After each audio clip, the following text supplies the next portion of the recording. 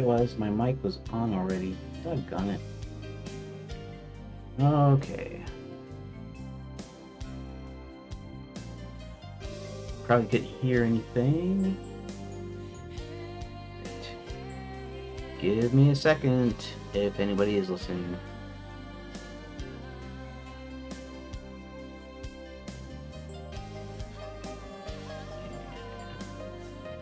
Discord. It's up in here somewhere. That. Alright.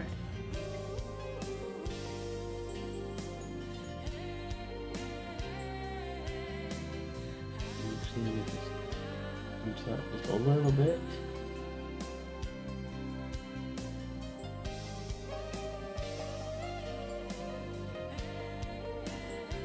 Okay. There we go.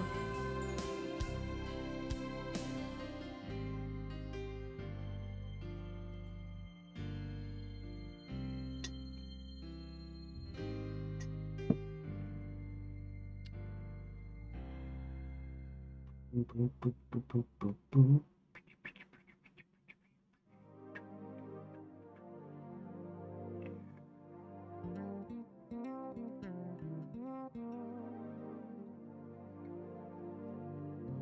Jump this over here. Jump this guy over here. This guy over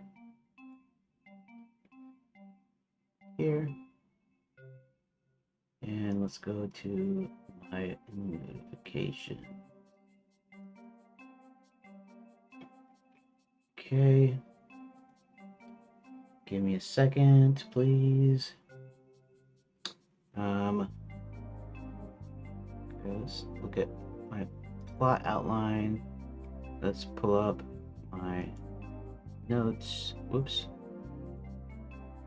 Recent.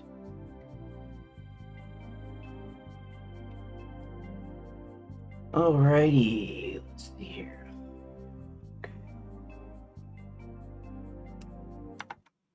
Okay.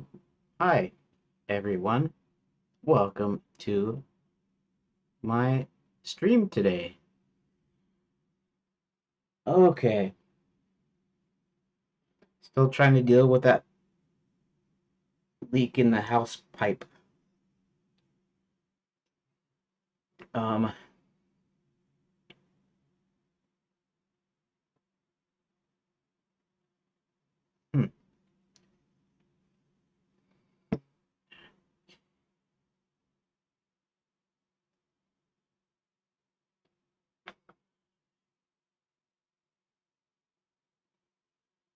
Okay. Let's switch over to the desktop. And unicorn sign language. I'll have to work that in later.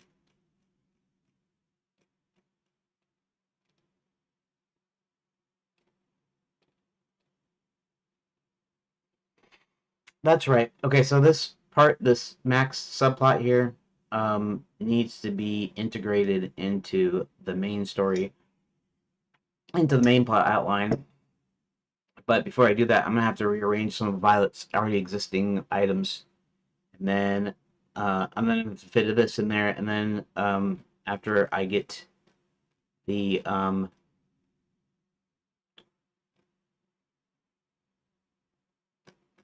after I get these into their own little plot point story things, then I can integrate them, and then I can start the process of streamlining the outline.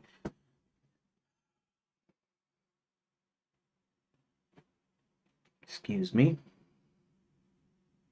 Okay. Let's see if I can get some stuff done today.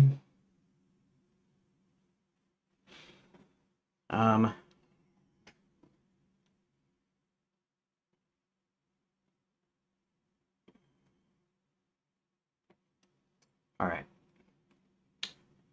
Vacation princesses are trapped. Specifically trapped in enchanted books. Crown Princess Care want to find out what happened.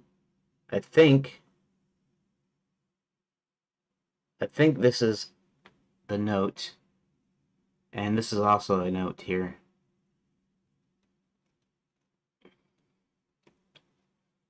Um,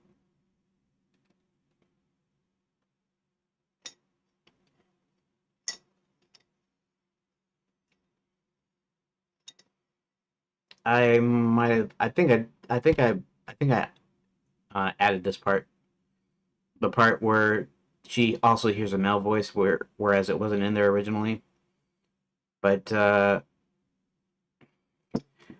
okay, so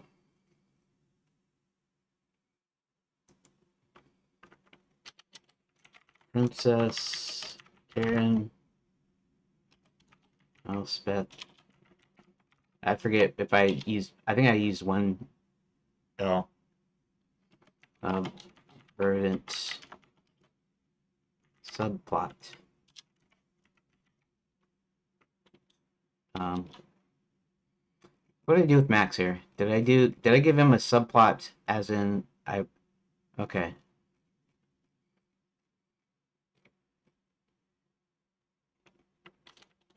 Subplot. Um Karen wants to find out what happened to the other to the vacation princesses.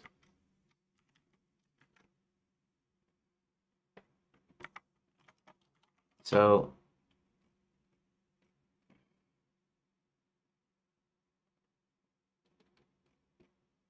let's see what I wrote here. Vacation Princess trapped in Fairy God College, run fairy tale scenarios, specifically chapter 10 books. Cat and Princess Karen want to find out what happened, as they're not in Princess Prep. Uh, they go to infiltrate. If there might be something.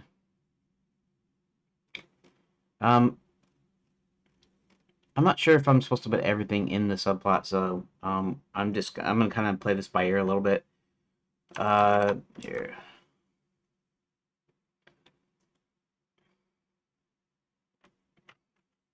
So she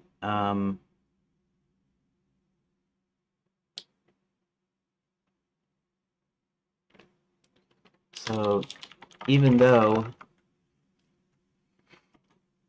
John has already been there, she wants to head over to Princess Prep to see if she can find any hints. Okay.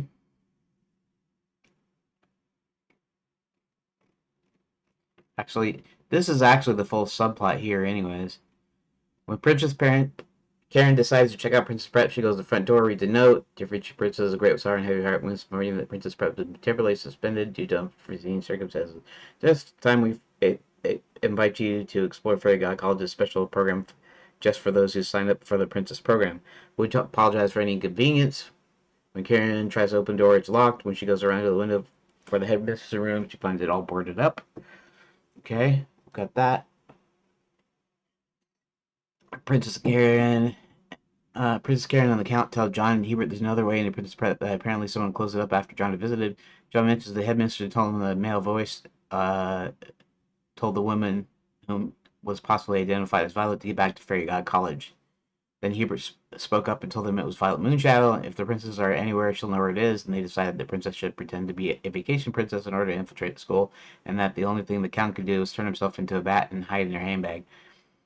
He only agrees if she agrees to help him find a mate, which she does. Karen changes clothes, Casino returns 5, then the cat transports him into a bat, flies into her purse, then goes up to Fairy Guy College. Dory Knox claims she was sorry she was a little late, but noticed the sign on Princess Prep, decided to come over. When she gets in, she's taken to a little office where Violet is sitting, filling out some paperwork. Violet signs her up, not knowing it's her, but then says she's going to have to leave her handbag. She reluctantly gives up the bag. Violet claims it will be returned to her on the day of her departure, and and throws the bag in a box. She's then brought into the library by an instructor who tells her she needs to study up on her fairy tale knowledge. So she needs to pick out 3 books. To read them, she'll be tested on them later. So she picks 3 fairy tales, goes to the table, opens one at random, instantly is transported into Sleeping Beauty. Then the instructor takes the books and replaces them on the bookshelves. Meanwhile, the box containing her handbag with an uncertain count inside heads to another room. When the count peeks out, he notices some heavy doors and what looks like a large cast iron oven. I could say stove. Well, oven, stove, it doesn't really matter. Someone takes a bag and tosses it into the oven. Finally, it dawns on the count that this is an incinerator.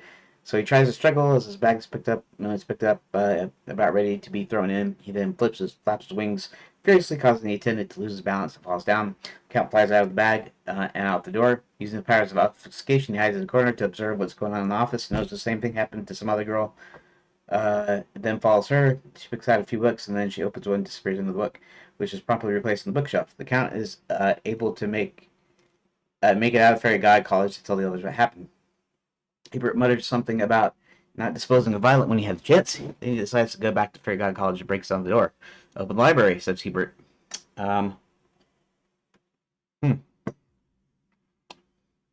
Let's see. They go through each one, finish their endings. Then they instruct some knights under Sir William to finish off the rest of the fairy tales. The Count.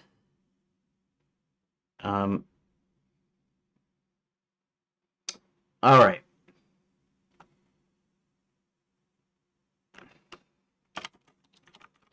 She finds a note on the door that speaks about a special program going on in Fairy God College.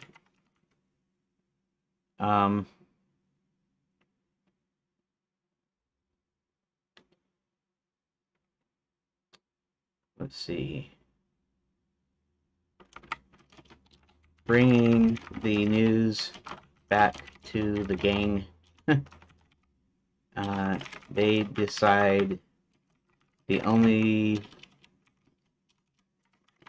way to see what's going on is if Karen poses as a vacation princess. She's then captured in an enchanted book.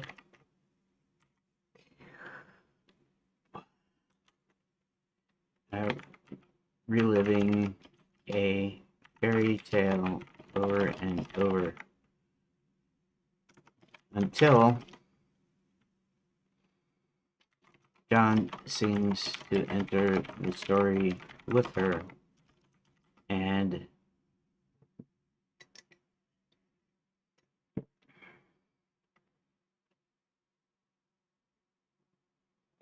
well, actually, Sleeping Beauty would be one that never ended, right? Because the way it ends is when the prince wakes her up with a kiss. That's actually, I guess that's what happened in Snow White too. I don't know about the original story though. If that's the same way.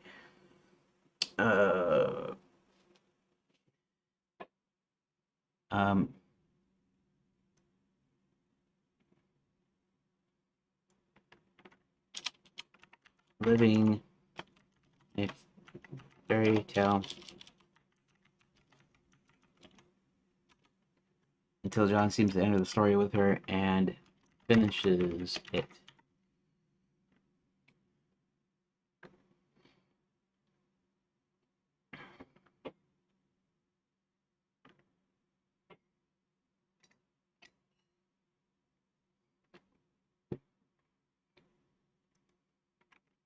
When she goes back to Fairy College,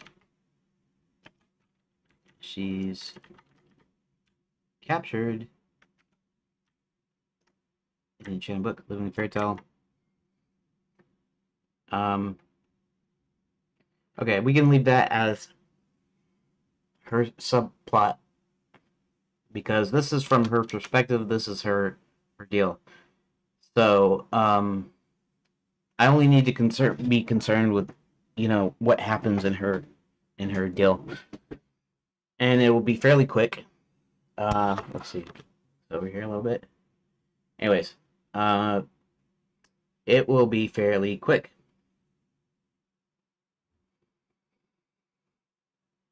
All right, so let's start with this.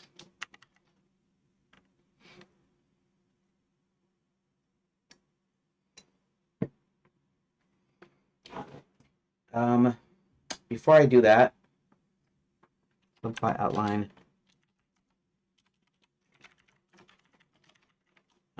Let's say subplot outline.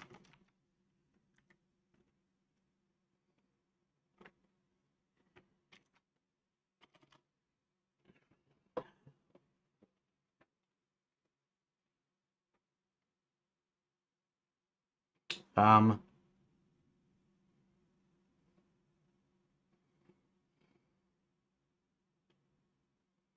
Maybe she poses a question, I think.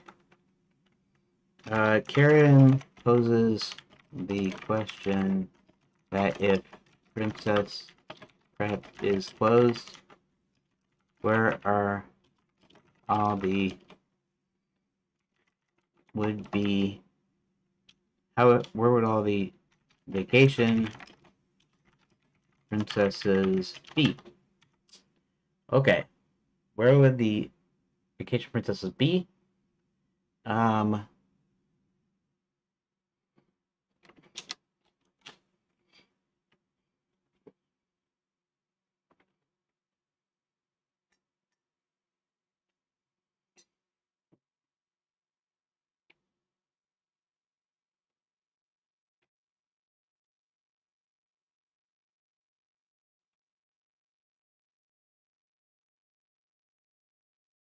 hmm. Okay, let me go back up to my notes real quick. I need to get this done quick as I possibly can. Okay.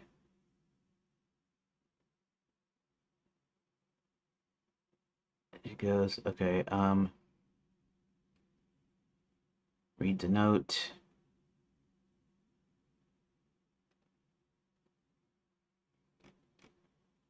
John already been to Princess Prep.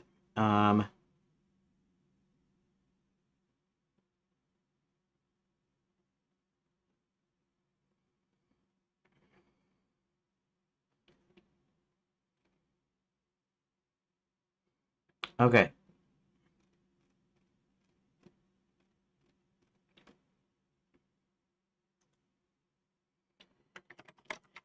John mentioned that the headmistress of Princess Prep claimed she heard a male voice saying she needed to get back to Fairy God College. Hubert mentions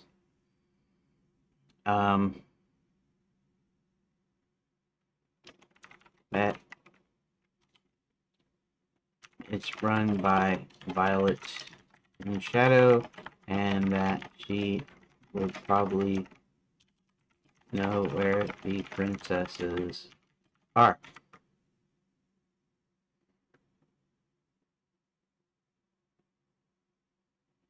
Actually, in the deal, I have her actually going over to Princess Prep.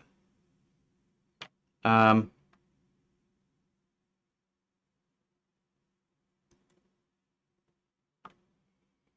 so here's the question. Do I just short circuit it where he just says we go to Fairy God College anyways and forget the note on the door? Or do I have Karen go and look at Princess Prep?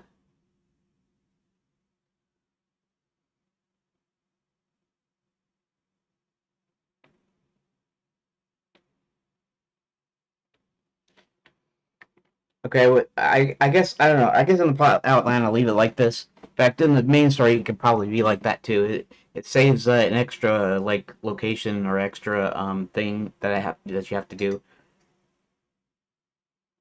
Um, in the choose your own adventure, I could put a way to go to Princess Prep, have her go to Princess Prep first, but I don't strictly need to do that, and maybe that's something I'll put in when I actually work on the part with the branching storyline. In fact, when I do the branching stuff, I can probably put all sorts of things in there. So I might still do it, maybe for all intents and purposes. It's just here. This is questioning. So the princess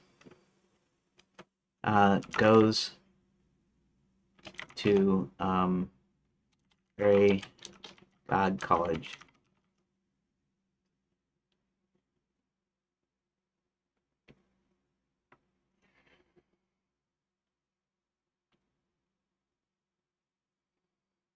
Um, with the count transformed into a bat hiding in her hand bag. Okay. That one.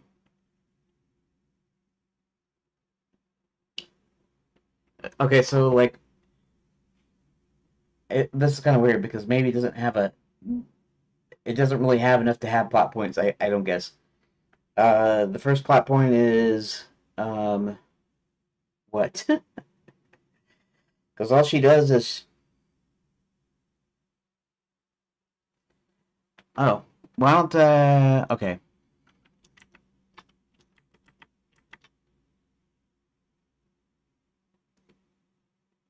If I did see if I did this right, let's see.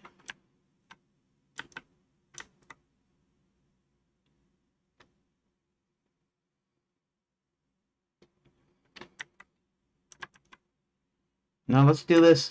Let's do this a little bit differently. Let's put this in plot point one because that's more of a plot point one thing, anyways. Okay. So she decides to go. It's gonna be the thing about the saying that a male voice that she needs to get back to. Maybe it's a reminder. Maybe he doesn't remember that or something, or he didn't think of it or whatever. Um, maybe John is actually. I don't know where John is. Is John here with everybody else? Is that where this takes place? I don't remember now. I'll have to figure out where this takes place. At what point, essentially?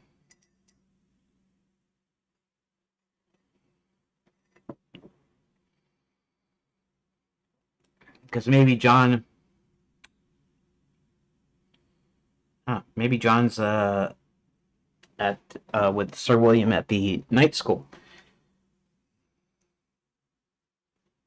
or something. I don't know. I'll have to figure out where to insert that into the plot outline. But right now, all we need right now is we just need this plot point outline thing, and then I'll decide how to insert it into the main plot line. Hebert mentioned it's run by Violet Moonshadow, and she probably know where the princesses are. Wait. So go to Princess Prep. Since she knew John was there earlier, she checks. She checks the front door that has a note saying, "Fairy God College has a special program for vacation princesses."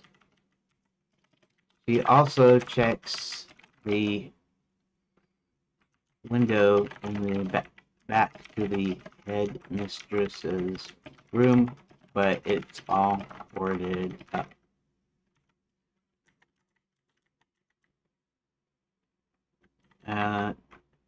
Karen returns to the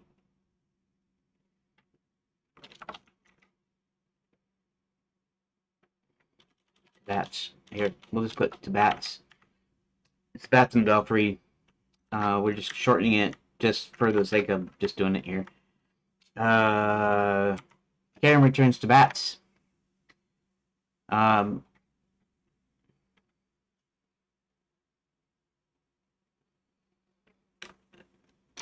Mention this and mentions the note and the fact the window in the back was all boarded up.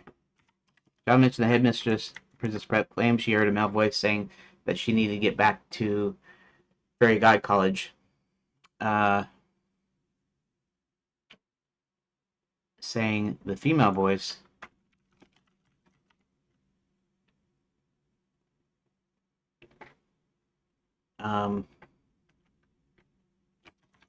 which was Violet,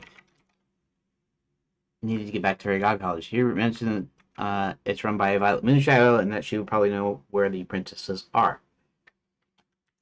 Okay.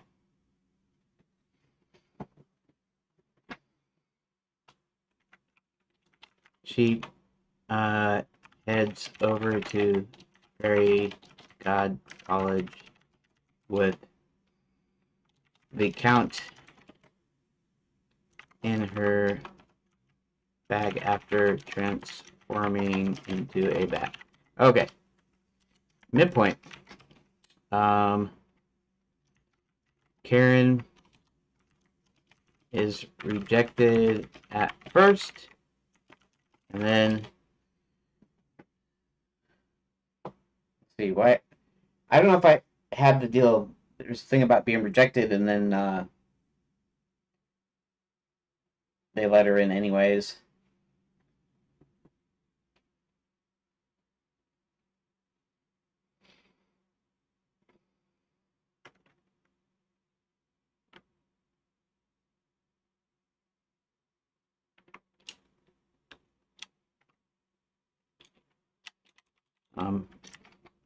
Karen knocks on the door, greeted with a guard who tells her they don't need any more. He tells her the program's all filled up. And to maybe try again next year. The guard and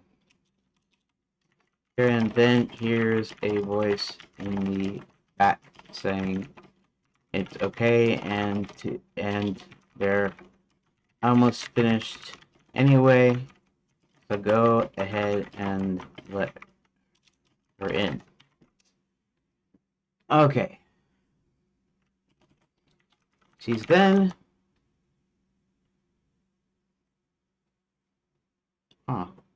yeah.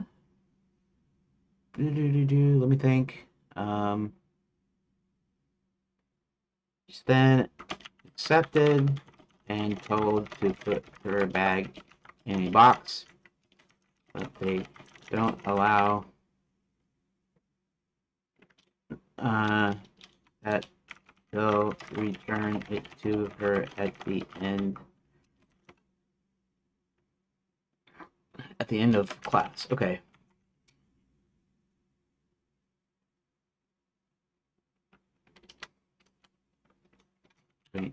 Two. Karen is then told to choose fairy tales to read, and that she will be tested later. As soon as she opens one at random, It sucks her inside. I could have gotten flowery like I did with the opening. Like I kept seeing this opening and about the flying train jumping through the portal, the little gnome who kidnaps the princess and all this stuff. And I could do that here, but I'm trying to get something done. Trying to get something done now. So I guess that's a luxury I can't afford right now because half of this stuff, even in here, is just going to be tossed out anyways. So it sucks her inside. The books are then returned to the bookshelf. Okay. See, the princess is taken to a great library.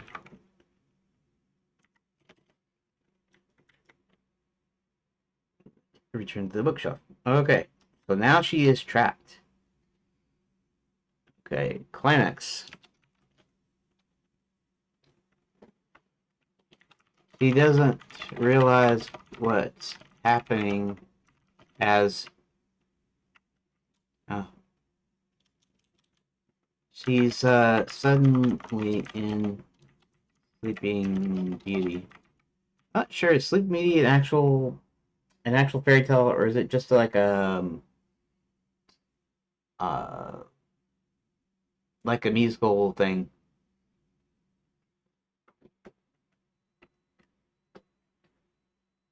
That isn't Sleeping Beauty like some Russian famous Russian composer like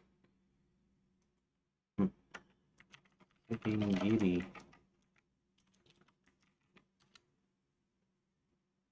Not the film.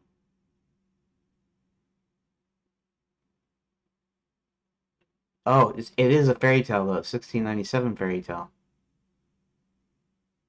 Apparently.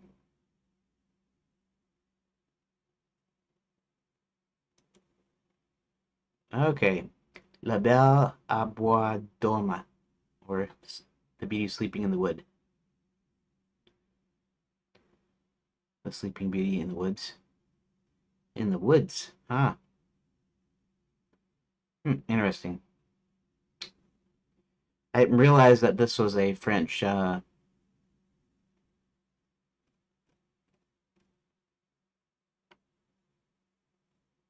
Jim Batista Basil's dark version of Sleeping Beauty, Sun, Moon, and Talia. Um,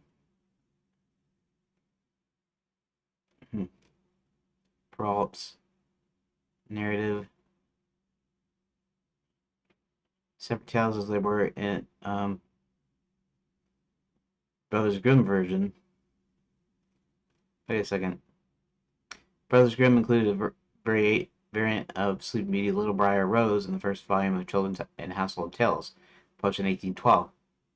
Their version ends when the prince arrives to wake Sleeping Beauty named Rosamund with a kiss, and does not include part 2 as found in Basil and Perrault's versions. Brothers considered rejecting the story on the grounds that it was derived from Perrault's version, but the presence of the Brynhild tale convinced them to include it as an authentically German tale. Huh. Interesting.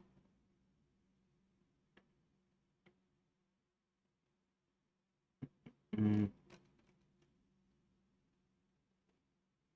Story tales joined together.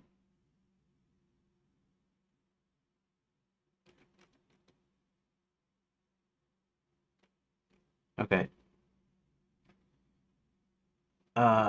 We fairy daughter will die. She pricks her finger on a particular item. Basil version. The princess pricks her finger on a piece of flax. In Perrault's and the Grimm's Rose version, the item is a spindle. The parents rid the kingdom of those items in hopes of protecting the daughter. Prophecies failed regardless. Instead of dying as was foretold, the princess falls into deep sleep. It's found by a prince and awakened. In Jim Basta Basil's version of Sleeping Beauty, Sun, Moon, and Talia. Um, huh. Telly falls into deep sleep, getting a splinter of flax in her finger. She's discovered in her palace by a wandering king who carries her to bed where he gathers the first fruits of love. He abandons her there after the oh wait carries her to a bed where he gathers the first fruits of love. He abandons her there after the assault, and then she later gives birth to twins, while still unconscious. Yeah, that's kind of messed up, I think. Uh, Second part of to the narrative that details the couple's troubles after the union. Some focus leads the two parts were originally separate tales. The second part begins after the prince and princess have had children. Through the course of the tale, the princess and her children are introduced in some way to another woman from the prince's life. This other woman is not fond of the prince's new family, calls the cook to kill the children and serve them for dinner. That's nasty. Instead of obeying, the cook hides the children, serves livestock. Next, the other woman orders the cook to kill the princess. Before this can happen, the other woman's true nature is revealed. Dang. That's pretty... Okay. Anyways, let's just get back to what I'm supposed to be doing here. uh, Crazy. Some of those fairy tales were really like morality tales, meant to scare children, I think, into behaving. But in any case, she's suddenly in Sleeping Beauty. Okay, it doesn't matter what version. It's just Sleeping Beauty. It's whatever I decide it to be. Um,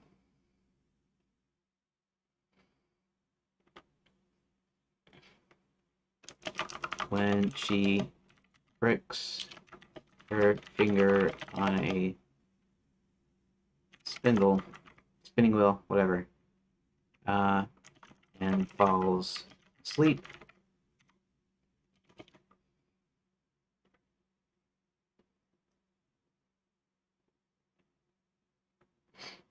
Um,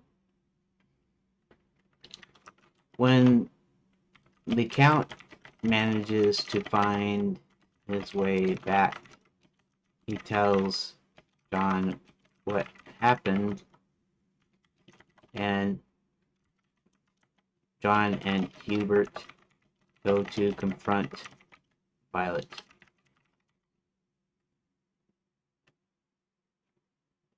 Let's see something here. Um,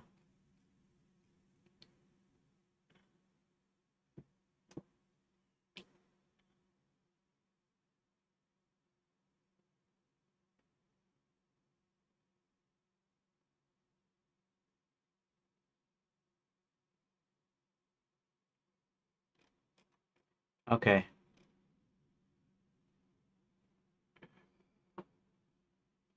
Violet, let's see something here. A cantaloupe.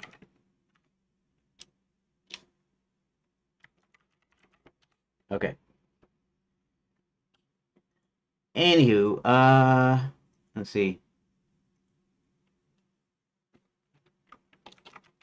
Uh, Hubert casts a spell so they can carry the bookshelves with them, and then re-enlarges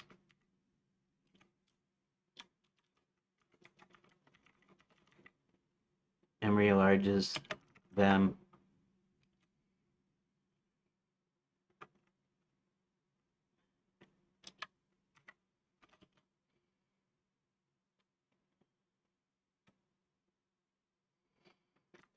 John goes through each one until he comes to Sleeping Beauty, goes inside, finishes a fairy tale, and him and Karen are instantly transported out. Seems like pretty convoluted for a I don't know what to say about the resolution thing. Oh yeah. Um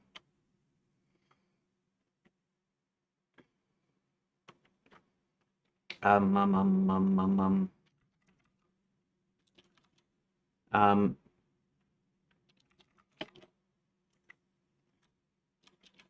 Hubert asks Sir Williams to take some of his best knights and enter the other books the same way while rescuing the rest of the vacation princesses.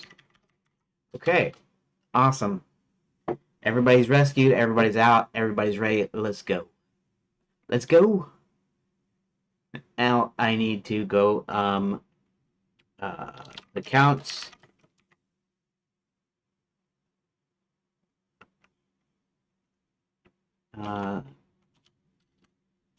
Subplot. Okay. If you don't code, how is the game getting made? How do you know I how do you know I don't code? Just out of curiosity. Anybody that's been following my stream at all knows how I'm getting my game made. And actually, if you look at the stream's name, you kind of get a hint there at what I'm doing as far as coding. I just want to see if he, this, assuming maybe maybe you're watching Cantaloupe, so read the title of the stream and then you can watch a few other streams. You'll kind of start to get the idea. It'd probably be a little bit easier once I have the actual devlogs actually uploaded, because you'll be able to watch couple little short deals, and you'll be able to kind of go through and see how it's developing, anyways. Okay, subplot. The count needs to find a mate, and actually, I was gonna do a deal where he has to find a mate with a ticking time clock, but I think I'm just gonna leave it like this. He needs to, or he's gonna say he needs to, or he wants to, whatever you want to say. I could say wants to find a mate. Okay, we'll say wants. So he agrees to help Karen solve the mystery of the missing princesses. If she helps him find a mate. So he hides in her handbag as a bat while she enters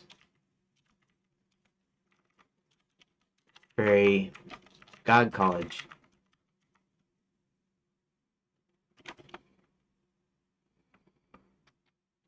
The bag ends up in a box about to be incinerated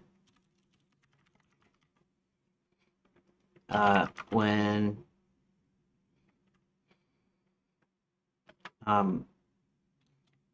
the Count manages to escape. Using his powers, he's able to safely sneak out and back to John and Hubert to tell them what happened. Okay, so that's basically his whole subplot story there. Oh, okay. I guess I don't know if I should leave off. If I should leave this off at the end here.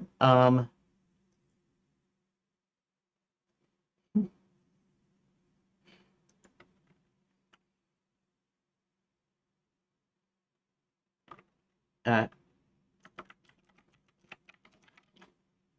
uh, it sounded a bit snarky because I am.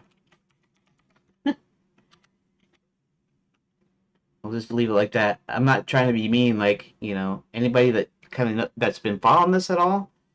knows kind of what I'm using and what I've been using. Although it's just been several weeks now that I've been working on this stupid plot outline thing. Okay, so wait, that's an hour and 10. It's 1:23. Okay, I think I started somewhere at 12. I don't know, 12:40 something. I think. I'm not sure. Okay, doesn't really matter.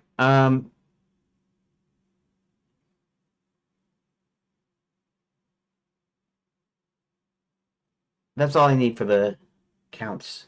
I thought I was gonna need to add something else here. Able to sneak out and tell John and Hubert. Oh, right. When Princess and the other vacation princesses are rescued, um, Karen tells him about one particular vacation princess that's actually a real princess, and in fact, she's a vampire princess. Okay, we'll leave it at that. I kind of left off, what happens, what the count does and stuff, because I might not even put that in the game. I might just like kind of leave it, like you know, like him and this vampire princess kind of get together at the end. But that's that's all we talk about towards the end. Um, okay, so count. Well, we'll just say subplot outline. Subplot outline. I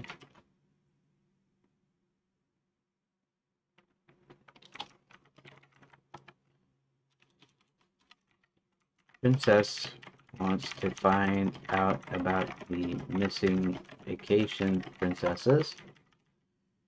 I was thinking about doing a thing where still gets to tell her speech to everybody, but I don't know if that's that important. At least not this stage. Maybe I could put it in a blurb when I actually make the game part of it, the actual game part of it. Wants to find out about the missing vacation princesses. Um, but agrees to help the Count with his problem if she helps her with hers, which he takes her up on the offer.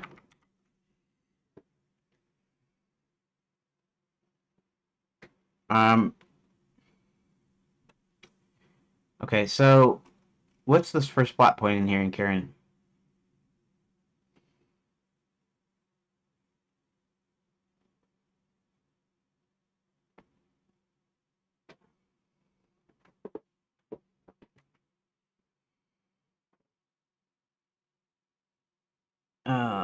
She's over at the counter bag. Okay.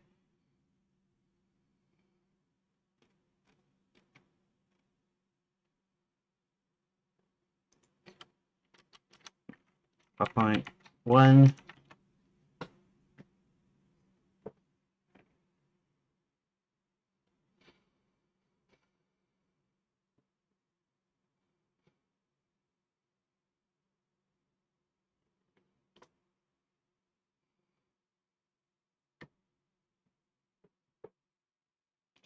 This is not really a plot point. It's kind of weak, but I don't really have like there's not enough stuff in here going on. Like the Count goes in with her, slips into her handbag, then he gets caught about, and really that should be when he gets caught when he's about ready to be incinerated. Uh,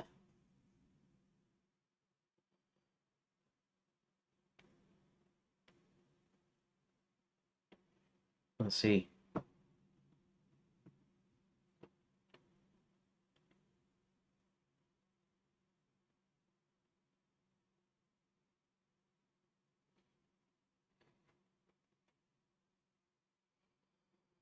Okay, let me enumerate the events here. So she wants help with Fairy God College because he can turn into a bat. He can sneak around and get some information.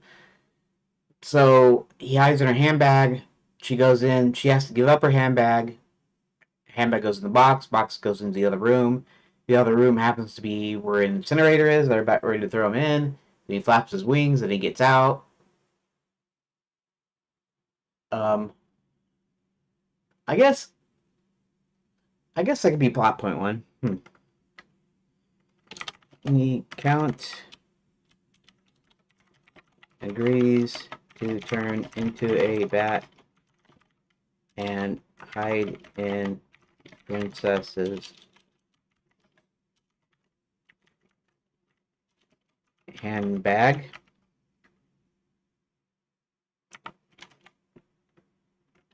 When she gets accepted, she has to put her bag in a box, which is moved to another room. Right? The Count, trying to stay out of sight, also tries to see where he is and what's going on.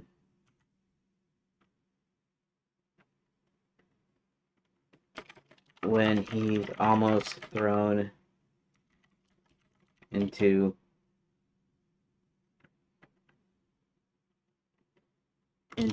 an incinerator. Uh,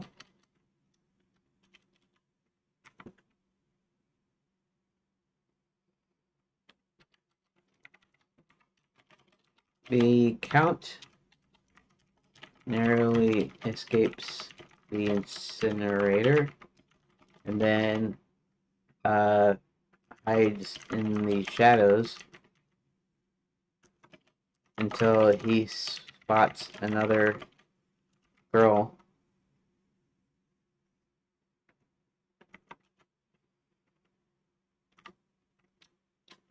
going down. Okay, I'm gonna say presumably he finds this out.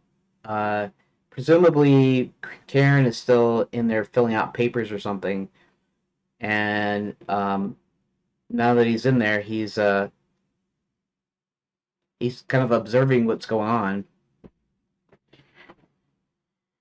He spots another girl going down to the library, and he follows her in there, noting that she is trapped in one of the books. Realizing the princess might end up in the same fate, he flies out only to see her go into the library herself and do the same thing.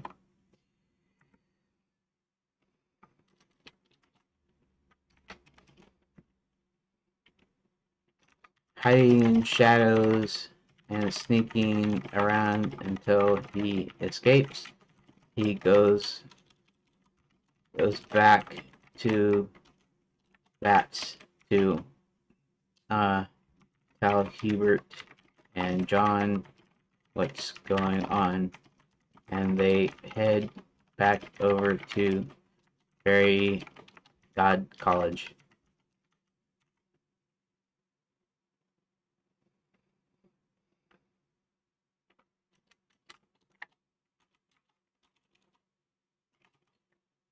Hubert confronts Violet, manages to get the books from the library and take them back to the motel, where he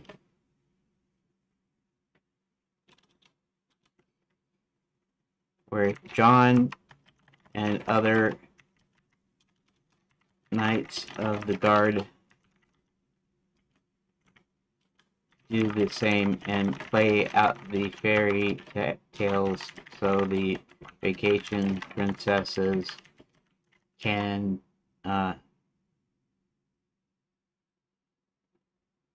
but be released. Okay. Our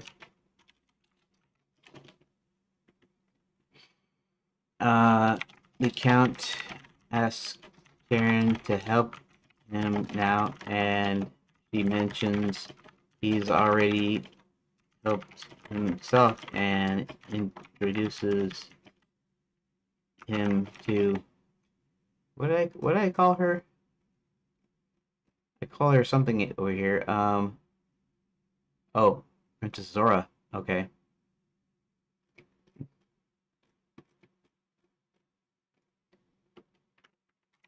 Princess Zora from Alazar, Count's home realm. Okay. Good, good. Now we got all that done. Alrighty. So,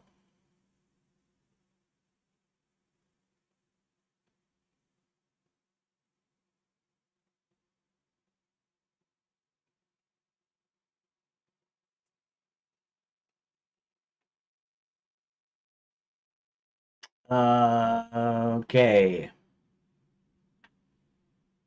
Let me check something here. Okay.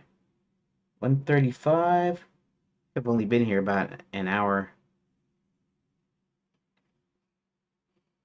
Really.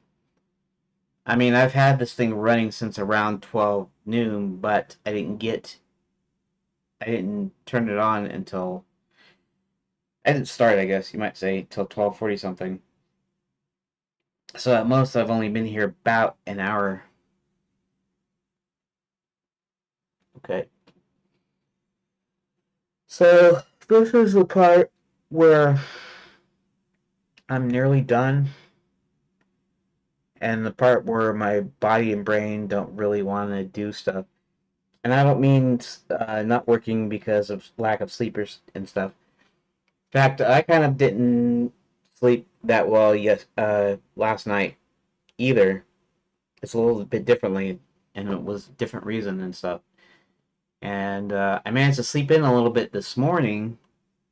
So and then I've been doing stuff today, so I'm awake and I'm not falling asleep, and I don't even think my brain is going. But there's a certain time in your project, or not necessarily a particular time in a single project, but a certain time where when you're working on something, and then now you're at the point of where there's not that much to do left on this one part, and that's usually kind of the hardest because you're like in your head you're just like kind of done.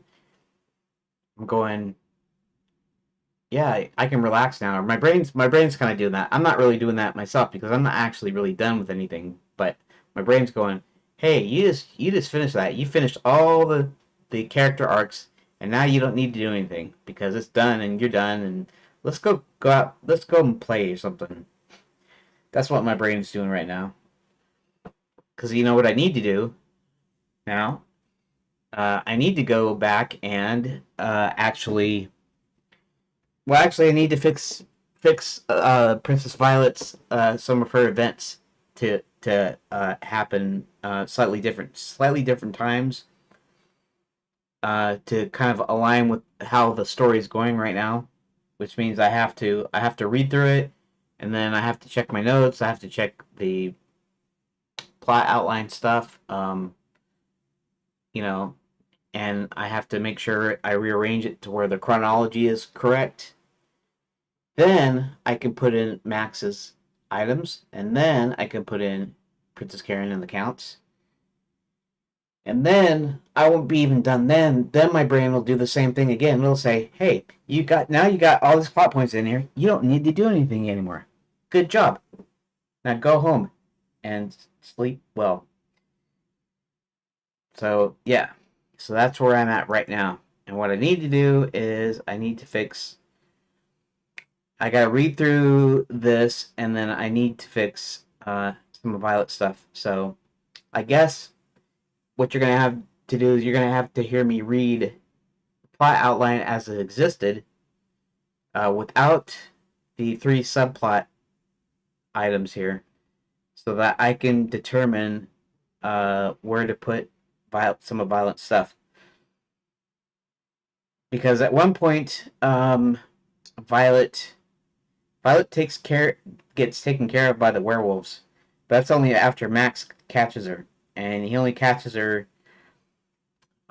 It's got to be later, and also, um, Hubert has his magic back by now, so it's got to be after he confronts her. And he just doesn't get rid of her. He just gets his magic back, and then actually, I'm not sure what he does after that. I'm not sure if I put anything in there. Presumably, he leaves her alone, uh, not because he needs to leave her alone, but just because he's got other things to do, I guess. Maybe he figures she'll be taken care of in the battle or whatever. So, yeah, so there's that. Um, you know what? I'm going to go ahead and take a little break, anyways. It'll be a shorter break, though, I think, because I want to go get some water, and I want to I want to think for a minute or two here. So yeah, let me pull up the thing here. Uh, on break. And actually, I'll go ahead and change that. Not that one. Uh, I'll change this to be about, we'll make it 10 minutes instead of 30 minutes. There we go. So I just changed it to 10. You'll see that here soon. And then I'm going to cut the mic, and I'll be back. I might even be back sooner than 10 minutes. I'm going to set it to 10 minutes, though, so it's going to be 10 minutes for a little bit. So I will see you on the other side of the break. It would just be a short one, so I'll be right back.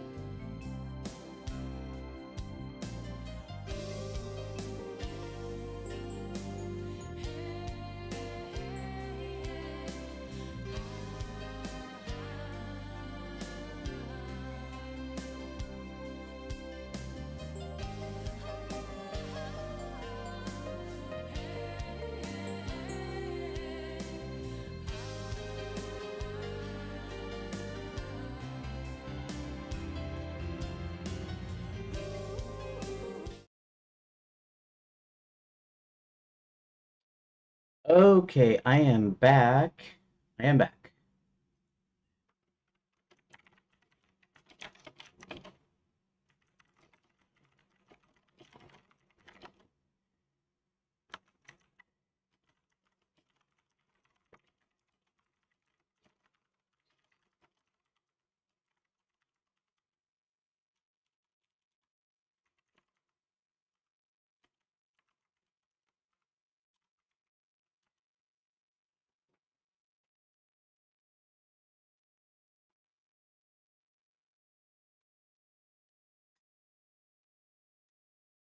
Let's go to my GitHub.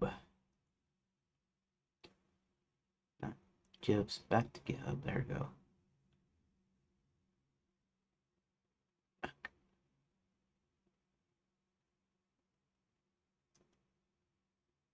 How come?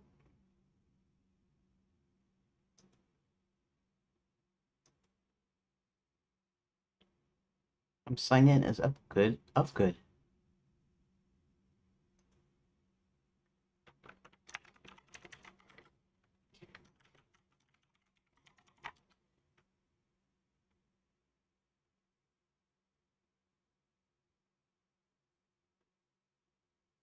Select.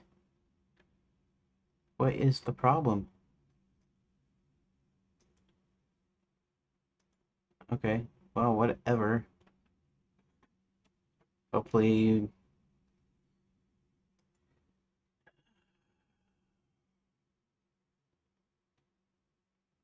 Did I?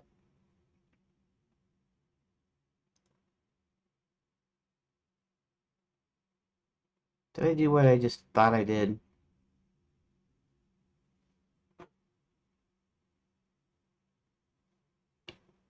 Give me a second.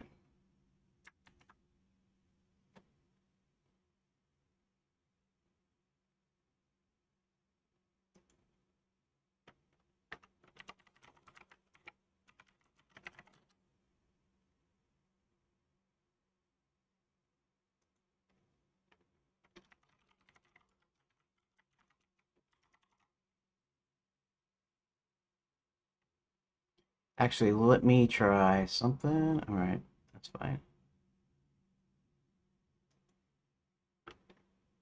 Back me up.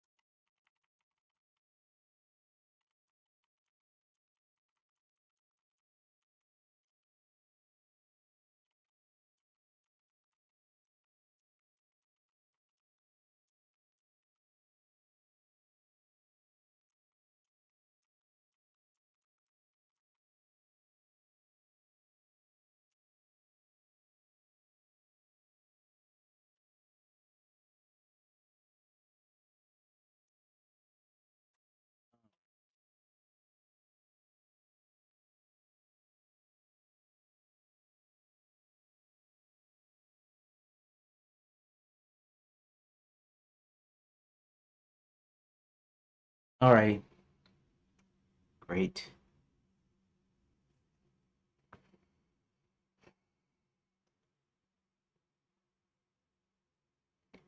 All right, let's copy.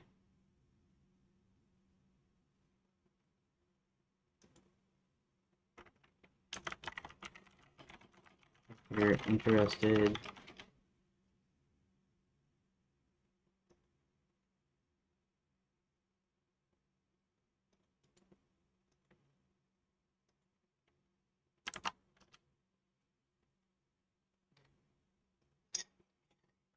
Alright. Let's go back to what I was supposed to be doing, which is this. Go back to this. Okay, so I'm going to have to read through this first off.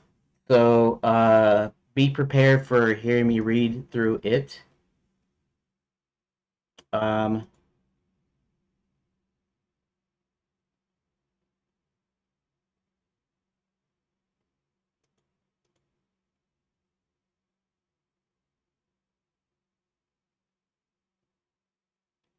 huh.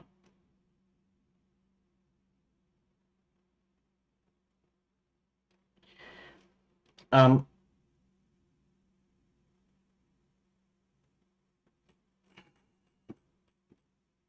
okay.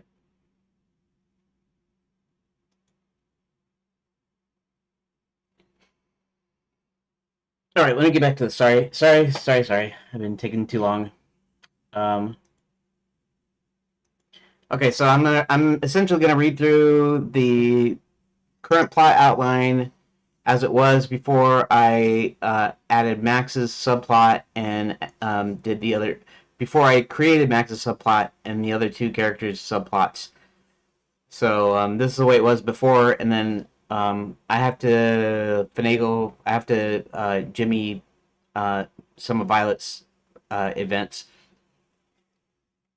and then I can properly put in the rest of the characters' subplots into the this plot outline, and then I have to do the streamline.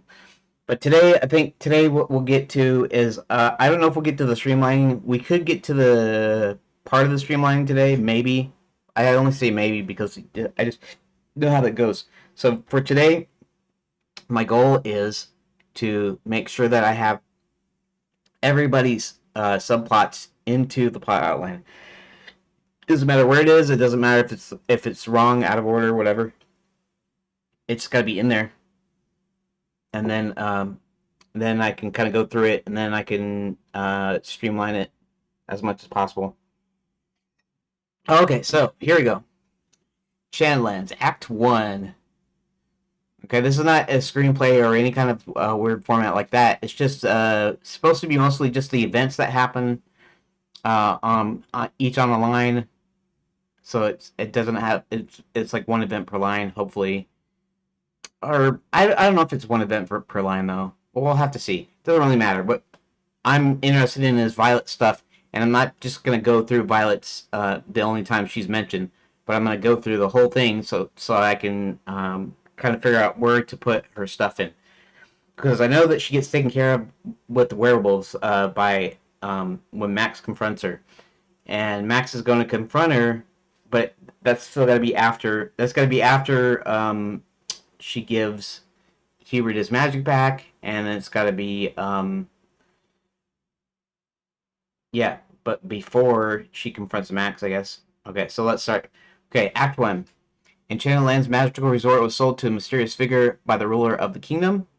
This figure named Max has systematically closed down most of the resort.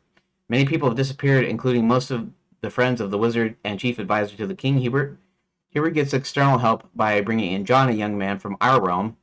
While on his way home from work, John stops in at a store, gets his favorite candy bar with a silver ticket inside. John looks at the silver ticket, says some words on the fine print, and the portal opens. John steps through the portal into a train cabin and sees a beautiful young woman. Chester, a friendly dragon, lands at the entrance to what I call the Cave of Splendor. He walks around the cave system under Dragon Mount, trying to find his friends who are nowhere to be seen.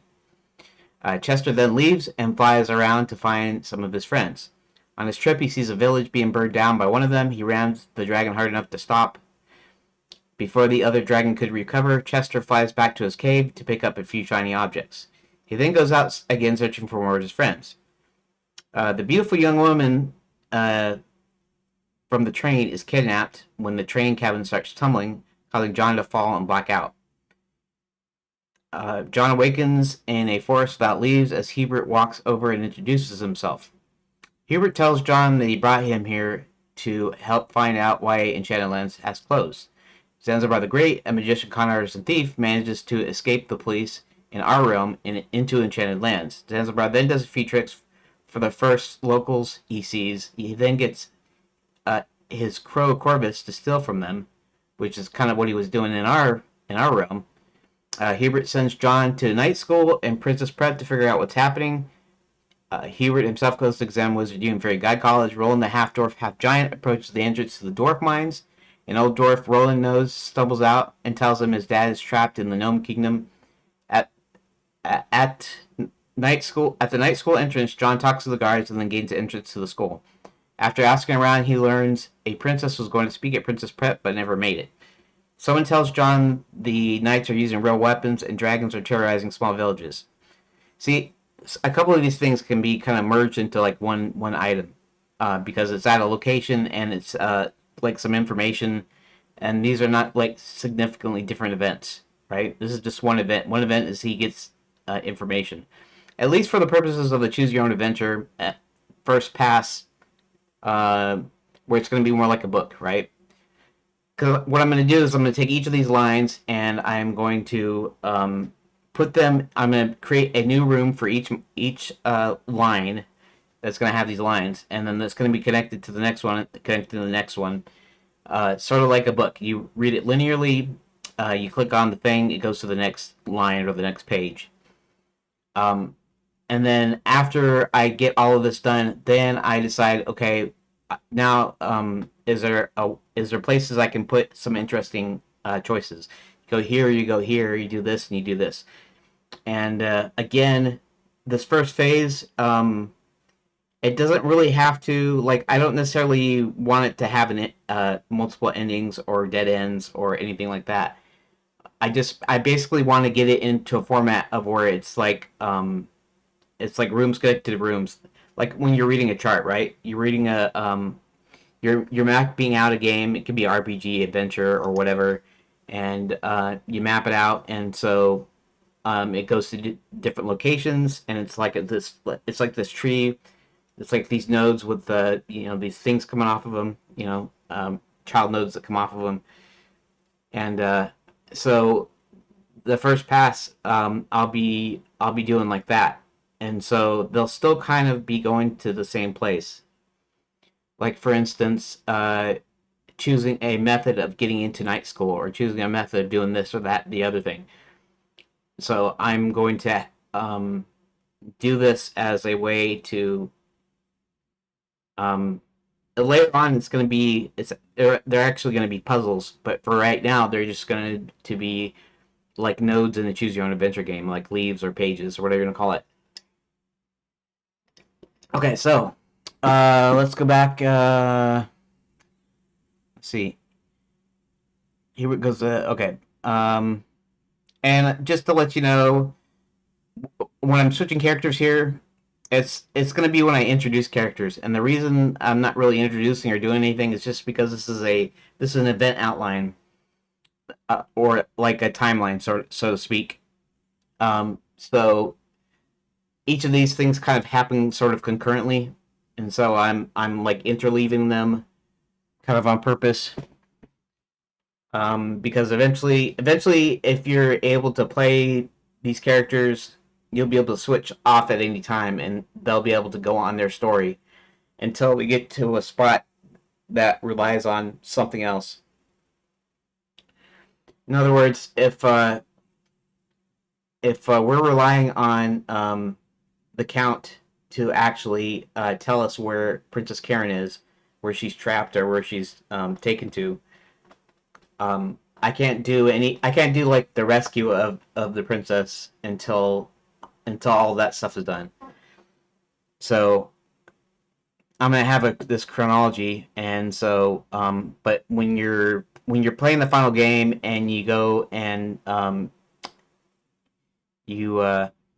instance, Princess Karen won't even be playable until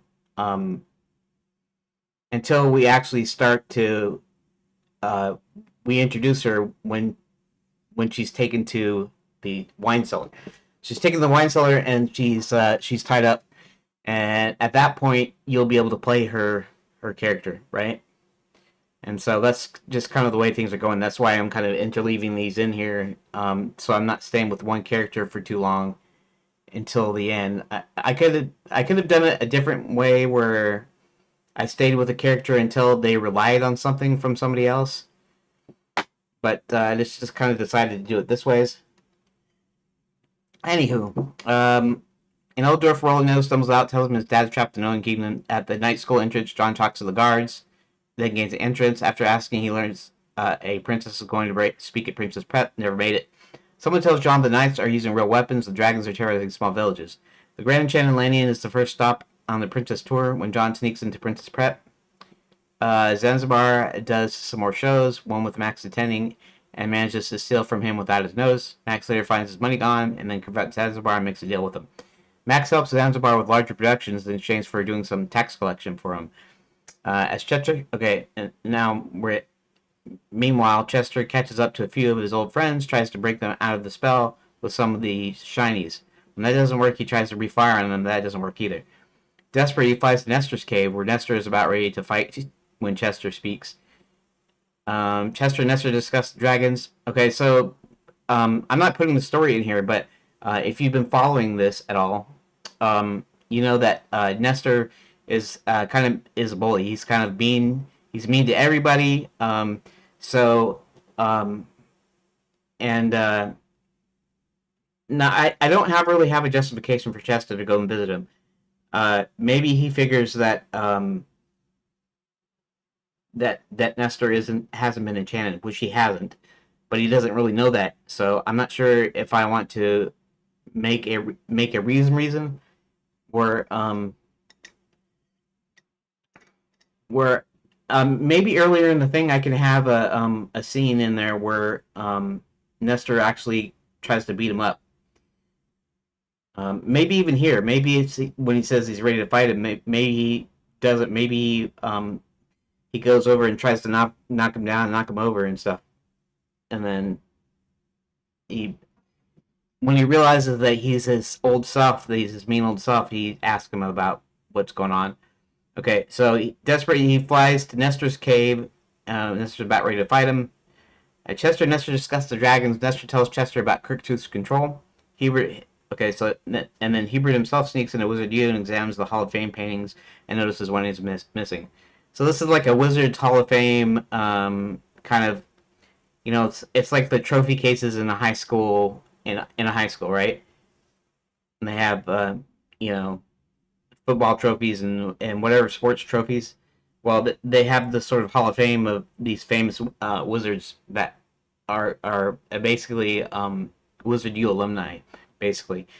And so those ones are missing. And also, what I had written down, it will actually probably be a thing. Is you'll notice each one of them look like they'll have like some terrified expression on their face, like something's happened. But then the one is missing. Of course, the one that's missing happens to be Max, because Max is actually from there. He actually went to Wizard U. In fact, he went to Wizard U with Hubert back when the schools were just schools and it wasn't a tourist resort. When there were actual places to train to be a wizard or a knight or whatever. Back when it was all technically one school with like 4 campuses or whatever. So, anyways, that doesn't matter here for what I'm trying to do. Chester catch up. Desperately flies to Nestor's cave. Nestor back. Okay. Okay. He knows one of the paintings are missing. Roland goes into the dwarf's extensive and well-crafted mines.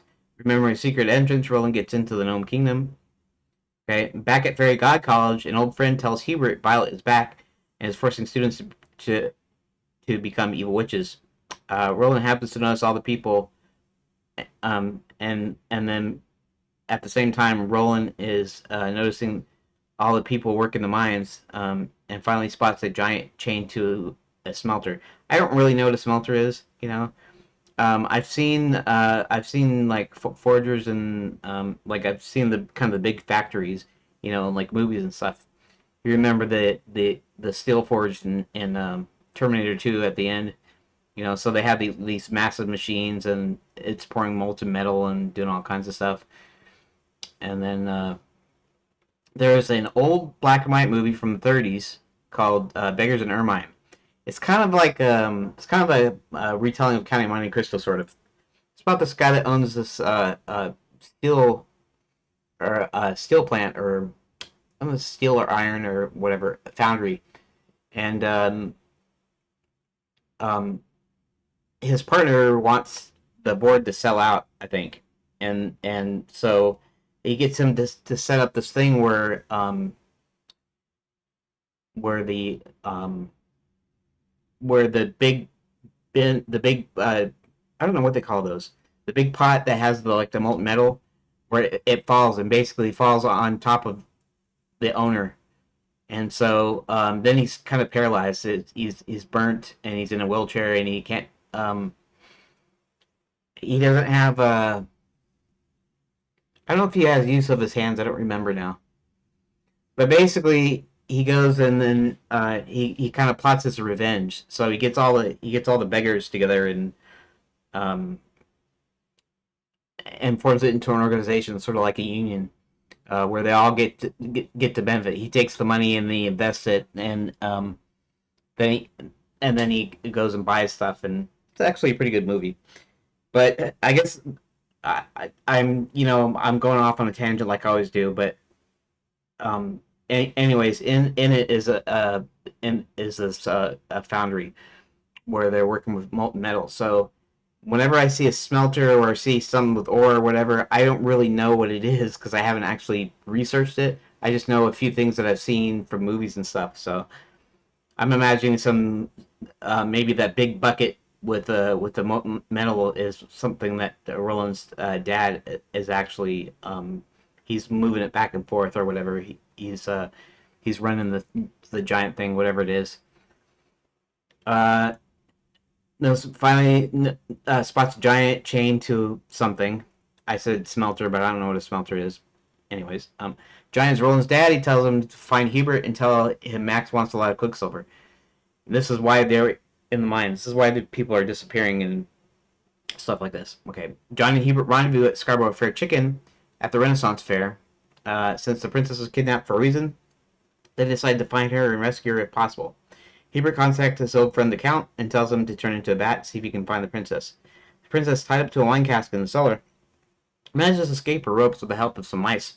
She then tries to escape by getting into the dumbwaiter, which she is forced upstairs. Now, technically speaking, dumbwaiters weren't in medieval Europe. I mean, they've had some sort of like human-powered like elevators and things. They had a few things, mainly because the castles were huge. But a modern dumbwaiter, a dumbwaiter that they use to that's like a little mini elevator for like food and trays and stuff, is actually from like the 1800s. I think the late 1800s. Uh, Someone invented the first actual like dumbwaiter pulley system thing. So technically speaking, not necessarily period correct, but even though that's the case, we're still in modern times. It still is a magic kingdom, which means I can have stuff in it if I want to. So it has the Grand and Chandelian has a dumbwaiter in it, and so it's not going to look too out of place. I only think maybe some history buffs will kind of find it a little bit out of place, but even then, it's only a little bit because our realm is like modern times, or whatever time period I set it in will be a modern time, anyways. Um, so yeah, there's a dumbwaiter in there. Okay, so she tries to escape again in the dumbwaiter, which she's forced upstairs. She stumbles upon a room with some maps and other documents, which she grabs and but is recaptured. The Count comes back and tells John and Hubert what he found. Okay, so now we're in Act 2. So far we've only been introduced with Violet running Fairy God College. We don't know what she's done there, but so in a sense, even though she is kind of a main character, she's not introduced to like way later actually, which is kind of interesting. So yeah, I'm not sure when I'll introduce her, because part of the subplot is it happens later, anyways. So yeah, I'm not really sure how I want to do that.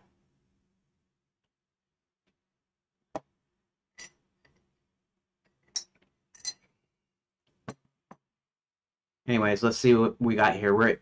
Now let's go to Act 2 here. Let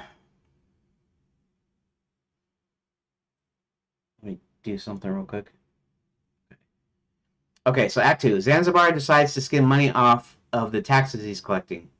Max finds out that Zanzibar is stealing money from the taxes, but doesn't know where yet. Yes, part of this is I'm gonna have to figure out.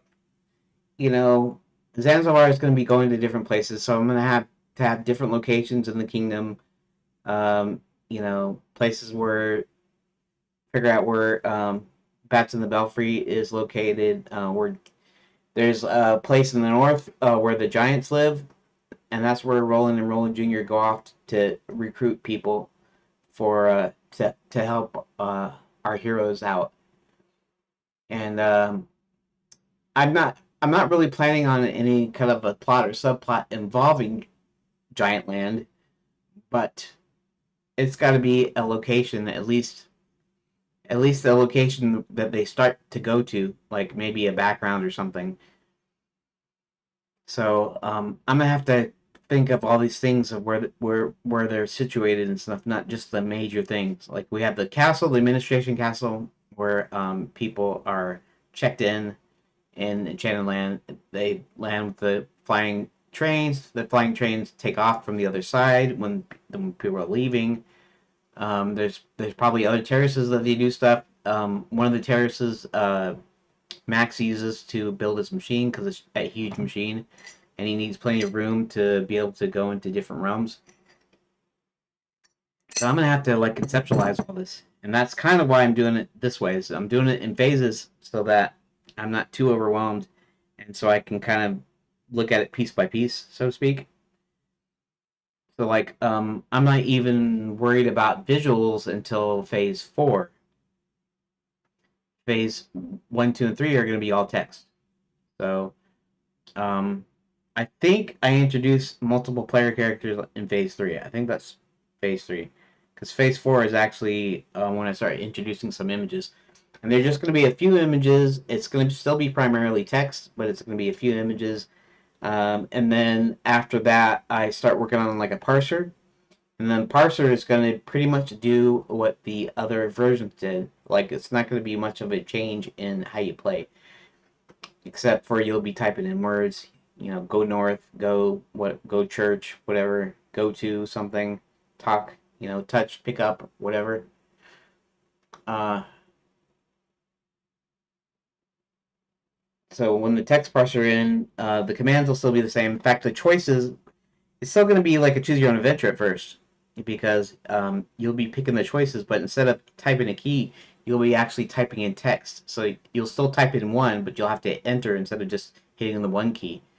If you hit one, you hit enter in the place where you're supposed to put it, and then it does the choice. It goes to the room or the scene or whatever.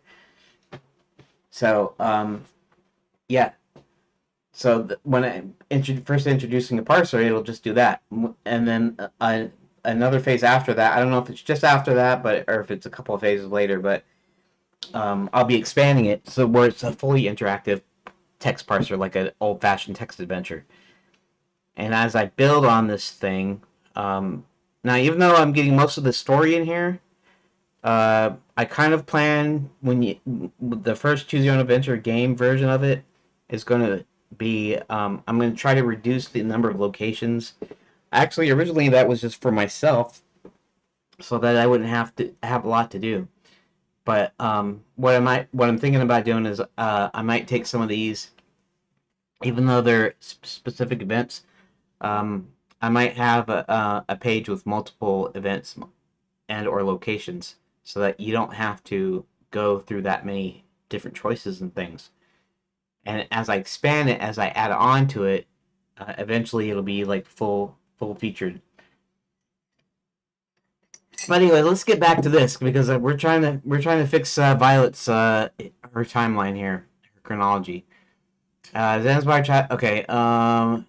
Okay, Hubert and John go to the Grand Enchanted Hotel and arrive at the side door with some guards in front. Hubert casts a spell which won't work at first, and then gives the guards the illusion of a large wagon with food.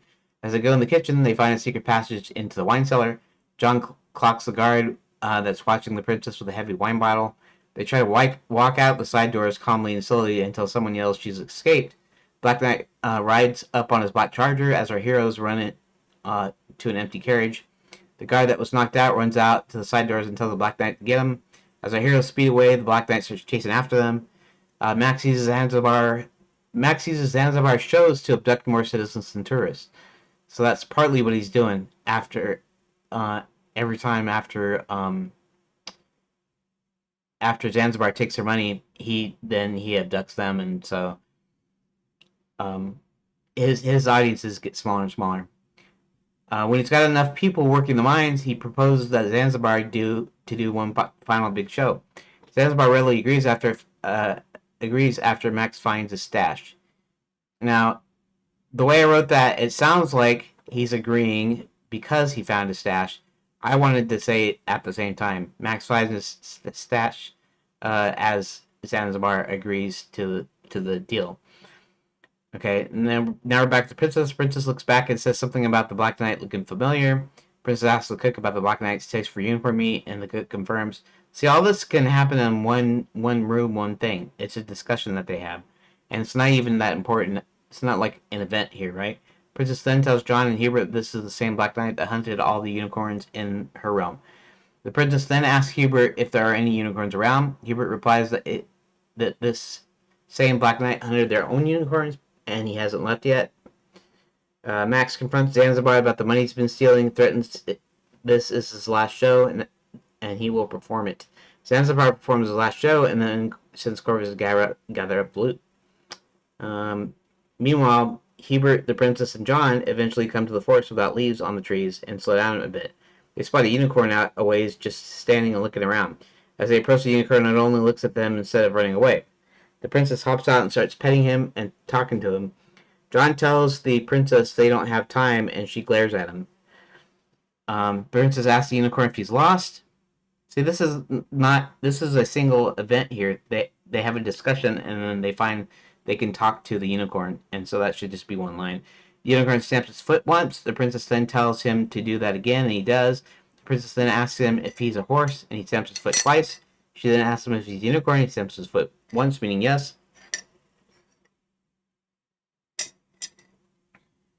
She asks if the Black Knight is chasing him, and the unicorn just looks at her. Hubert then tells her, "You must be losing his memory because we're in Lapswood." Because they're in Lapswood, however you want to say it. At Zanzibar, it's really big, and last show, Max yells out, "He just took all my money." The crowd looks angrily towards Zanzibar and start chasing him, and then Max gets word that the Omni Gate is ready for testing, so he leaves for the castle. Originally, it was just that he was going to get word that the good guys are storming the castle, but I decided to do it this way is because we have a few more things. Max has got to do a few more things later, so and they're not going to be storming the castle until that later date or that later time, however you want to say it. Zanzibar escapes out of the back with his current earnings during the confusion. Karen tells Hubert to use his magic and then replies half of his magic was stolen. Hubert tries anyway, and before long, the unicorn is able to talk to them in human speech.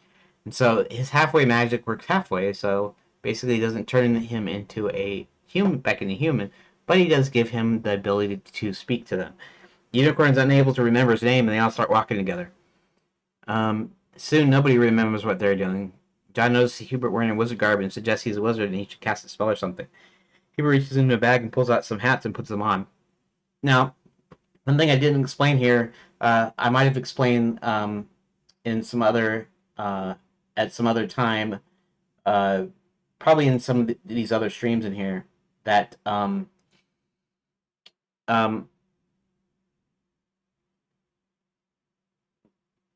where was I? Oh, the hat system. This is something I thought of years ago because I was thinking of Loom and how there is a note pattern or a musical staff for each spell that Bobbin Threadbare. Anyways, yeah, um, I think that's right. Is that Bobbin Threadbare? Anyways, the main character in Loom, you basically there's these spells that do these different things, and you kind of have to remember them unless you're doing easy mode, and it has a thing where it remembers it to so that you don't have to think of it yourself. But I thought it was kind of a cool system, and I was thinking, what would make this kind of funny when casting spells is he has to wear a number of different hats. And I can make a maximum of 5 or maximum of 3. It doesn't really matter that much, but the idea is there's literally hundreds of combinations of different hats you can put on. And so you put one on top of the other, and it looks really goofy, and then he says some magic words, and then that's how a spell is created. But you have to have the right hats and the right combination. So what happens here is John thinks he might be a wizard because he's kind of dressed like a wizard. And so when he looks into the bag, he notices a bunch of hats, and so he tries them on. And then we can do any kind of weird, funny, goofy-looking thing for a spell. Anyways, John then suggests he was those figures or something. Herbert does, and instantly they're teleported elsewhere. And this is kind of like by chance, really, that he happens to pull out the right thing, or maybe somewhere in the back of his memory, the spell is there. And of course, here he doesn't have his magic yet. So, in all honesty, it should do something. Maybe the idea is it doesn't teleport them all the way to the destination, whatever that is, but instead it teleports them somewhere, and it just so happens that it teleports them out of Lapswood. So I guess they kind of luck out with that. Um, Roland walks to the only open restaurant in town, Scarborough Fried Chicken, which I guess I haven't introduced in this plot outline, but Scarborough Fried Chicken is the only food concession still operating, and so first they use that as a base of operations, and then they're forced to leave because the Black Knight is following them. That's when they decide to go dart into Lapswood and risk doing that. Roland looks around, starts asking about Hubert until he finally getting to the Count sitting down at a table. Roland asks the Count if he has any idea where Hubert is. The Count replies he was supposed to show up here, but doesn't know what happened to him. The Count says he'll go and fly around and see if he can spot him. Roland sits down at the table as the Count turns in a bat and takes off. Hubert, John, and Princess and Sir William wake up on the road with a big headache. So the idea is you're in Lapswood. Lapswood makes you lose your memory. It also gives you a headache when you come out. Hubert mentions they must have been in Lapswood because of the splitting headache. Hubert then notices they're on the road to the Bats and Belfry, and they travel there. At the Bats and Belfry Hotel, Robert dings the bell loudly a few times. The Count, as a bat, comes right in and rematerializes in front of them. Hubert mentions that they had a bit of trouble rescuing the princess, but all is well now. The Count mentions Roland is looking for him and tells the Count to go and get Roland and bring him here. Once there, Roland tells them that there are slaves working Max's quicksilver mines in the Gnome Kingdom. After reviewing the papers, and this is the papers that Karen had brought, they notice blueprints for something called an Omnigate and start formulating a plan. I guess at this point they don't really know what the Omnigate is, and I'm not sure if it should be important right at this point. All they know is that it's some big plan that's a huge machine, and it's probably not a good idea. Hubert sends Roland and John into the mines. Hubert tells Sir William that they're going to have to infiltrate the administration castle. Hubert casts a spell on Sir William, hoping to turn him into a bird. Sir William starts growing wings and then starts flapping them and achieving lift. So basically, he succeeds in giving Sir William, who's right now a unicorn that can speak in human speech, and can now he can fly because now he's got wings, which is interesting. I don't know if I wouldn't say like a flying unicorn in that case. Sir William tells Hubert to hop on, and they fly to the castle. Chester presents Nestor with a shiny polished stone, and they both talk about the past. After finding out that they're long-lost twin brothers, Chester and Nestor go on a search for Crooktooth. Because evidently they'll have this conversation where they say that they need to free the other dragons because they're terrorizing. They're under the spell of Crooktooth, so they need to take care of Crooktooth. The Black Knight looks in the direction of the dwarf mines and sees a flying unicorn and a wizard atop, flying upward. Meanwhile, Roland and John use a secret door to gain entrance to the Gnome Kingdom. Max has his back at the castle, Max has his techs activate the machine for the first time. Right, first at half hour, and then open a few gates, and then a few more. Thousands of gates are opened simultaneously and then shut off. Hubert tracks down Violet and confronts her, while Sir William decides to go back to the Count's hotel. Roland and John locate the office in the mines. Roland and John then spot the dwarves tied and gagged on the floor. Sneaking in, Roland easily snaps the bonds holding them. Roland and John are surprised and captured by the gnomes, so apparently they didn't go in unnoticed. With Violet present, Hubert casts a spell that causes his magic to return to him. Okay. The guards alerted to Hubert's presence chase him to the train station. While Sir William is flying, okay, so now we're back to Sir William. While he's flying, a huge black dragon swoops out from the sky and hits him full on. The Black Knight sits atop Crooktooth, his black dragon, as he prepares for another collision. Sir William, after falling a bit, regains his balance and starts flying towards Crooktooth. Sir William gets in a few hits, but doesn't do much damage to Crooktooth as he knocks him out of the sky. As Crooktooth knocks him out of the sky again. While falling, Crooktooth prepares for another run, and then out of nowhere comes two other dragons. Both these are Chester and Nestor, brothers. I don't need to put that in there, but I guess I did. Who helps Sir William fight the Black Knight and his dragon. Okay. Meanwhile, the gnomes promptly put John, Roland, and the rest to work. Back in the mines, John signals the dwarves to overpower the guards. Then there's an explosion that seems to come from one of the mine walls. When the smoke clears, the train appears to have crashed into the mine. Hubert pops out of the train. Okay. The battle between the Black Knight atop Crooktooth and Sir William and the twins ends quickly. Max orders his technicians to put the machine at full power and open all the portals. Max pulls Scarlet Red Clover out of hiding at this time.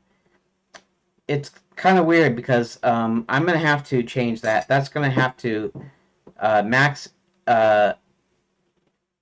putting the machine at full power and opening the portals. That can't happen till towards the very end there. So, because there's this big battle and stuff that happens, and so yeah, I'm not really sure here where to put this. Max pulls Scarlet Red Clover out of hiding, asks her to go and conscript the werewolves into his service. Red tells the werewolves, led by Rottweiler, that they might be rid of their curse if they join Max's army. Kurt, Rottweiler's second in command, goes to meet with Violet after remembering their rivalry between Violet and Red. Back in the mines, gnome guards are easily overpowered after they hear what sounds like an explosion. The slaves get released and start to run out of the mines. Hubert shouts for everyone to head to the Bath and Belfry Motel. Hubert sends John to night school to inform them and enlist their help. Hubert himself goes to Fairy God College and releases the would-be fairy godmothers and asks for their help. Okay, so we already have a little bit of an issue here.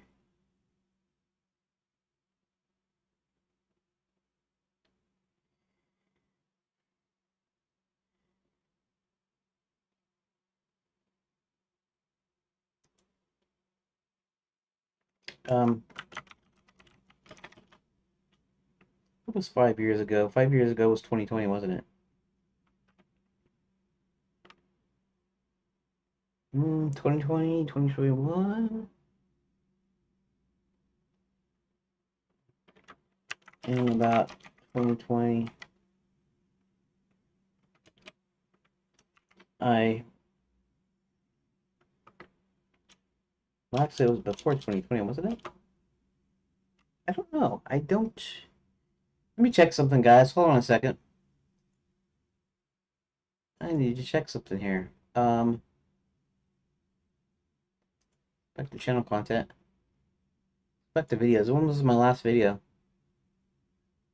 My last video was 2019. Oh, I see. Well, let's go back here. I got tons of videos. Oh yeah, going back is by going forward. Um,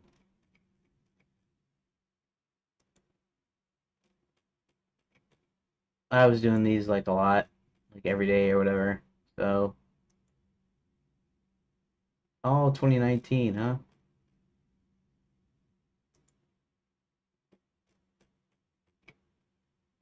Well, and why does that keep growing? 702. Apparently, I have 702. Um, Blender 34. Okay, 34. All right. I see, I guess. I guess I was doing these every day or something, huh? What is this? Oh, 290. 34. It was 290, huh? Unity.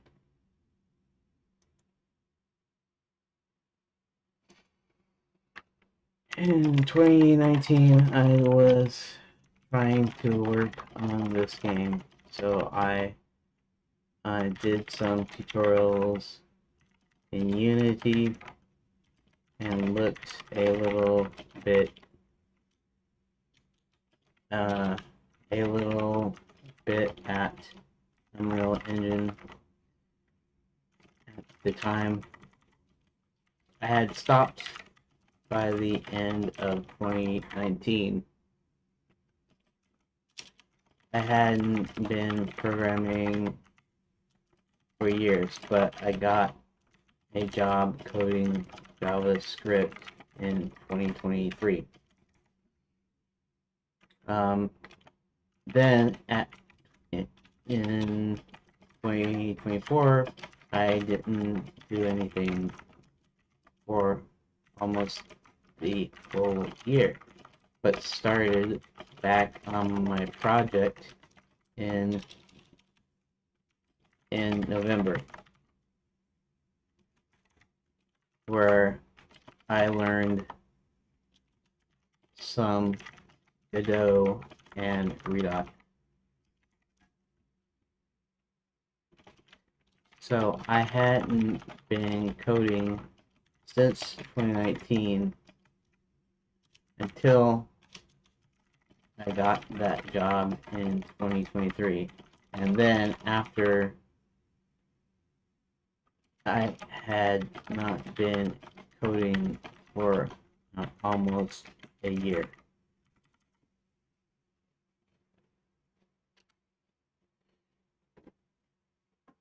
I don't know why Cantaloupe keeps trying to um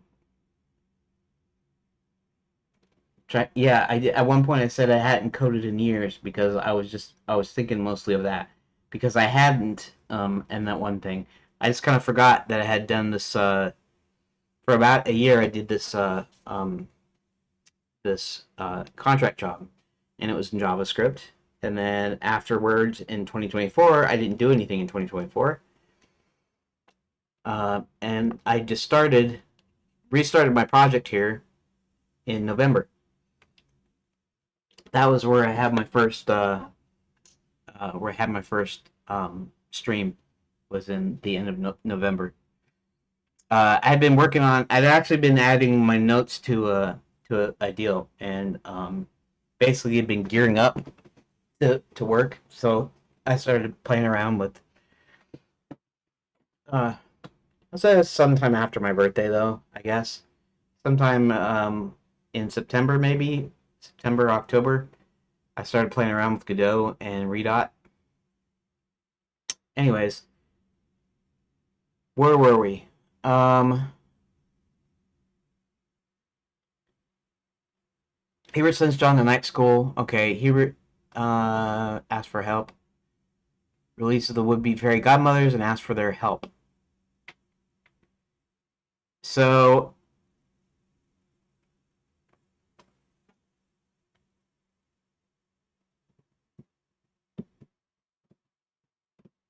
this is probably okay.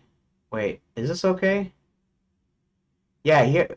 Did he already? He already had his. Yeah, he already had his magic. Why? Because at first I put a thing on where Fairy God College had this like magic shield that he had to get through, and so he wouldn't be able to do that until he got his magic. So this is the point here. I guess he's going to release the Fairy Godmothers here, and they're also going to find out that. Well, let me think about that for a second. Going to Fairy God College. Um, that's interesting. The princesses are being held in Fairy God College. Uh, let's think. Because this has to do with a Violet and kind of like when I introduce her to stuff. Because Kurt goes and sees Violet at some point.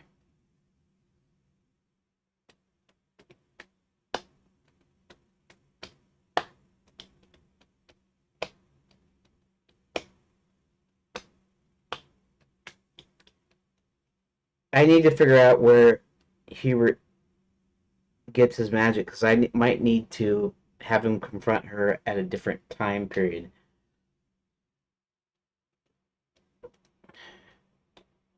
He releases the would-be fairy godmothers, but maybe he doesn't do that yet.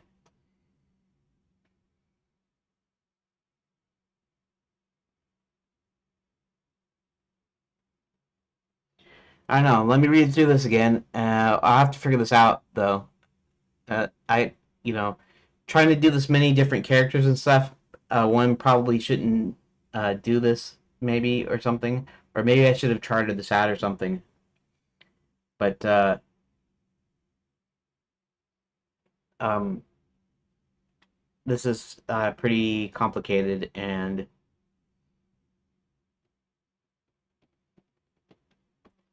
honestly, each character should have a timeline. I should write them as a timeline, and the timeline should have been the plot outline. But I feel like if I don't do this this ways, now if I would have done it the other ways, it would have been a lot clearer. Things would have worked a lot easier and quicker and all that stuff.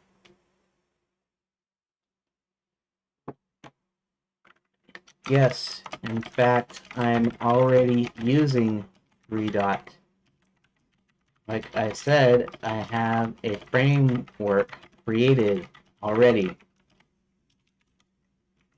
So now I'm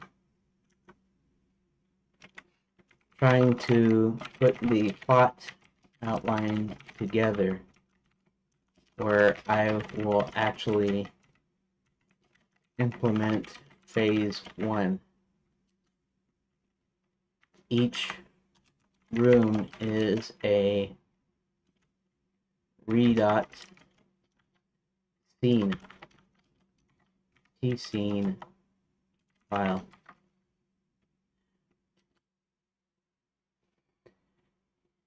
Anyways, let's see here. It's almost 3 now.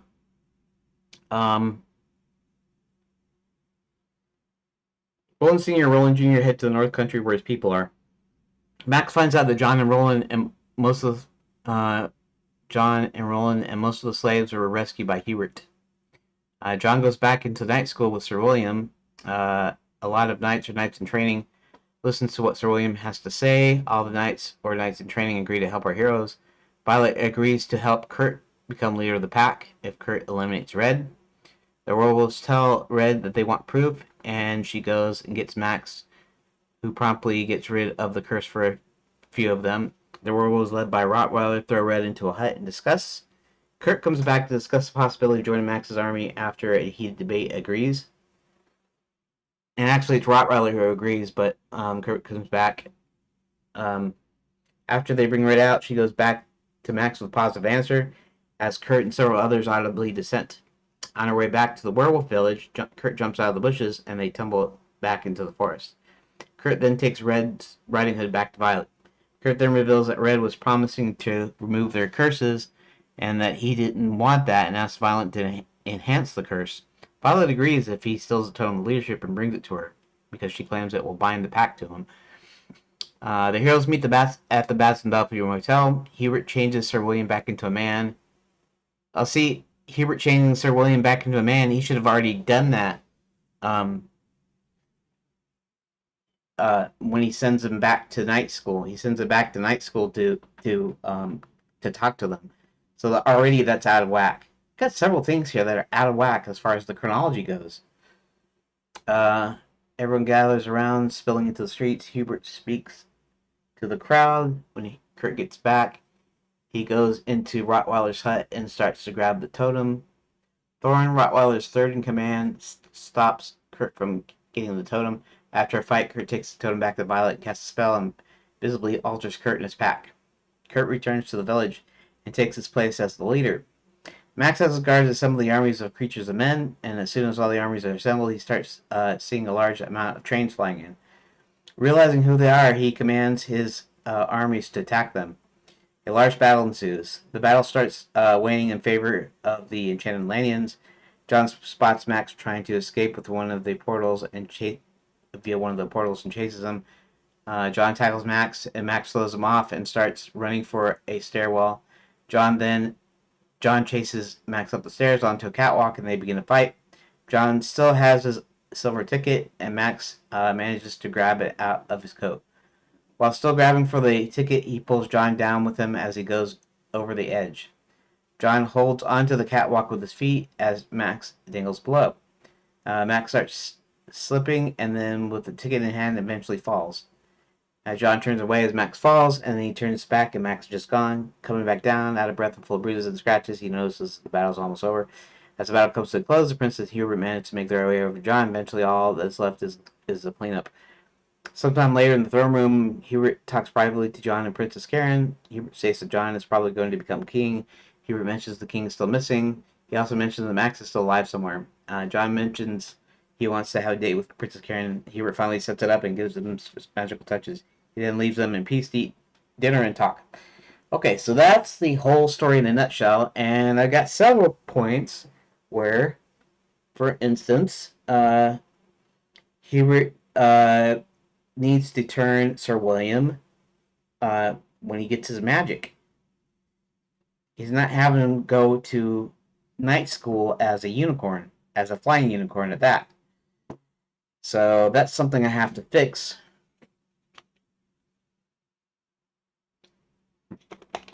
I'm gonna have to rejigger a few things though, because I was trying to fit this in the 3-act structure and stuff, but really I need to make sure that this all makes sense for the chronologically to be correct.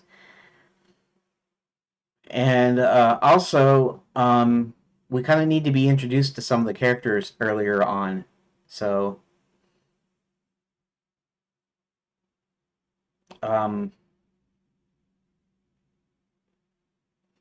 introducing Red at some point.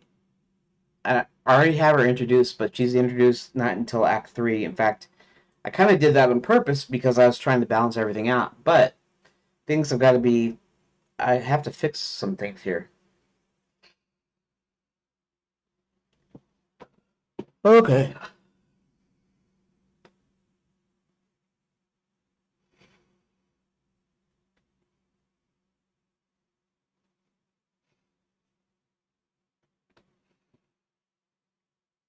So, maybe I should fix those 2 things that I know of. One is Sir William, and then the other one is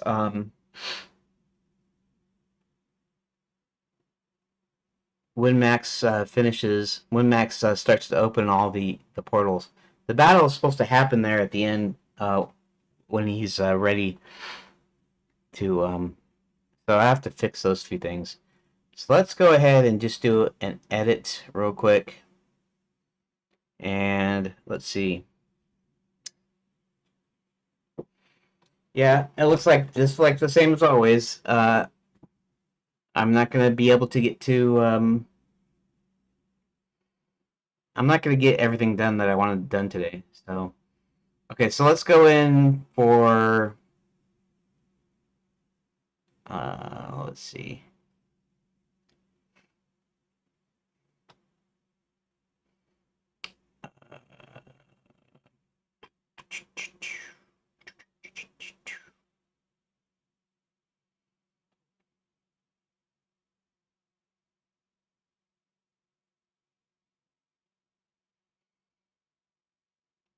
Okay, so the first thing I want to do is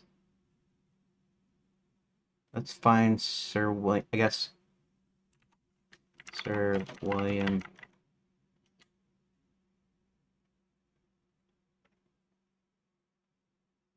Yeah, at this point, he's still a unicorn. They're going to have to infiltrate the administration castle. Okay, that's fine. Sir William goes back to the hotel. He has the battle. Okay. Let's do this. I think. Well, this is already an act two. Well, yeah. This might have to be pushed back here, maybe. Um. Okay. John goes back into night school with Sir William.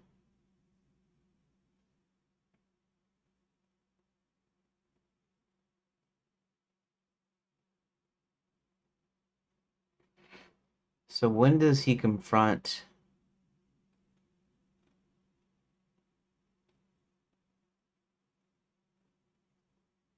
Okay, so let's remember this. 305. So apparently 305, he's already a full knight again. So let's go track down Hubert.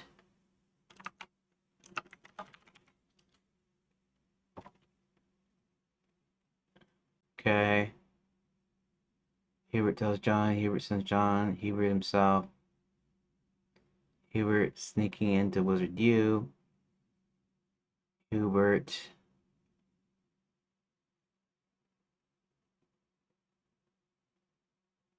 Hubert and John go to cast a spell. Doesn't work at first. That's okay. Hubert eventually on the force that leaves. That's fine. Uses magic. Replace half of his magic has been stolen.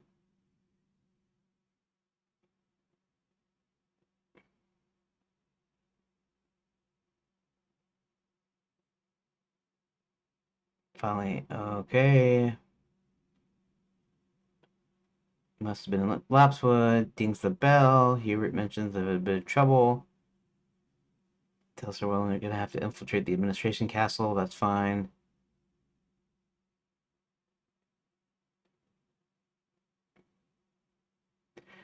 Okay, so he confronts her. He confronts her. Okay.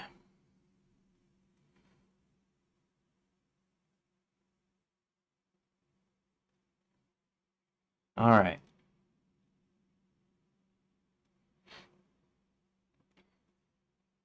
And this is probably just okay, so 305. What wasn't 305, was it? 295? Okay. Asked for their help. All right. Max finds out that John and Roland and most of the slaves are rescued by Hubert.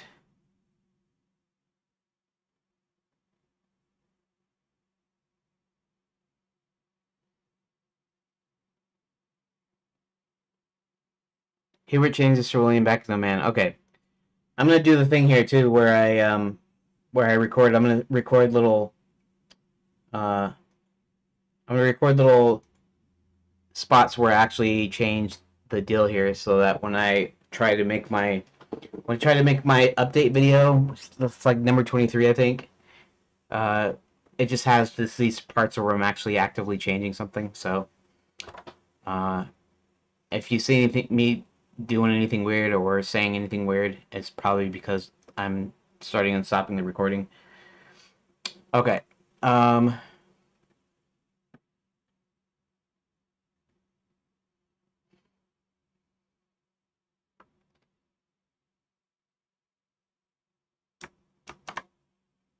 Okay, so we need this. He changes Sir William back into a man as he gets ready to command the Enchanted Guard, and actually need to put that back here at somewhere at 295. Okay, so I need this.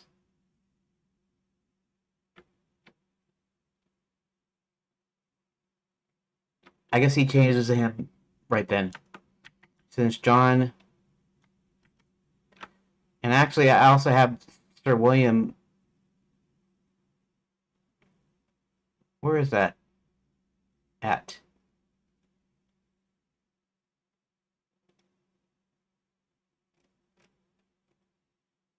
Okay, let's find Sir William again.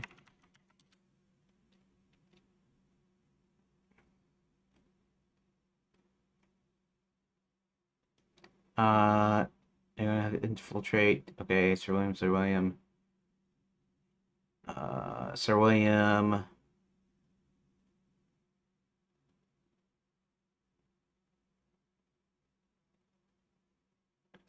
John goes back to night school.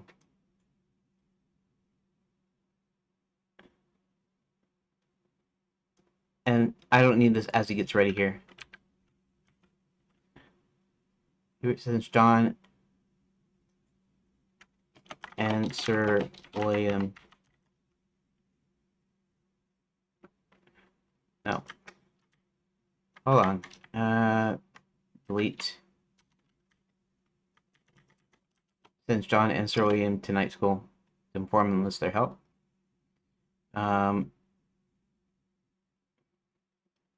Okay. Where? Wait a second. What's the deal here? Inform them list their help. John gets back. John goes back to night school. Sir William. I just need to take this line out. That. Okay. And all right, that is solved. Okay, I don't know how long that record. Okay, I don't know how long that recorded for, but that's okay. All right, so let's see. What's the next thing I need to do here?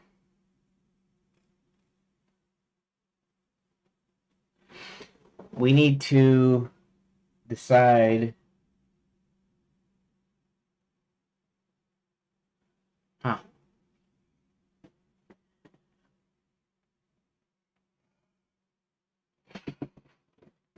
Let me go through this now. I need to find out where.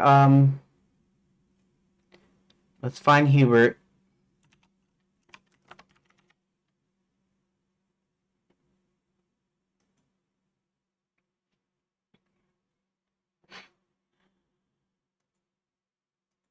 No, down here we want it. Hubert. Okay. Hubert gets external help. Hubert styles John. Hubert sends John to night school. Hubert goes to Wizard U. Hubert.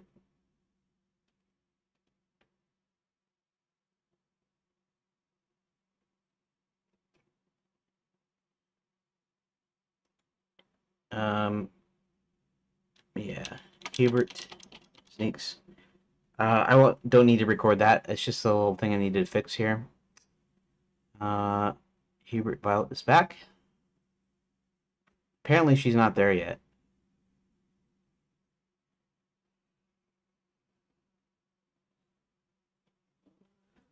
Okay. John and Hubert rendezvous at Scarborough for chicken. Contact his old friend. What he found. Hubert and John go to the hotel. I have to go.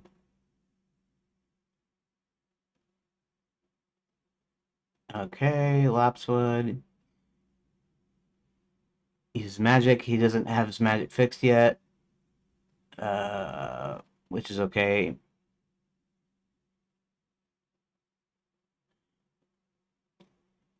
sends Roland and John into the mines.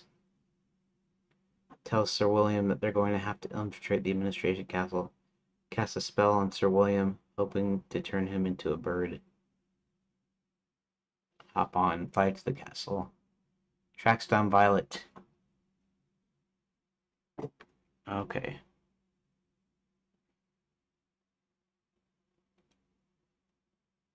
Hubert pops out of the train later.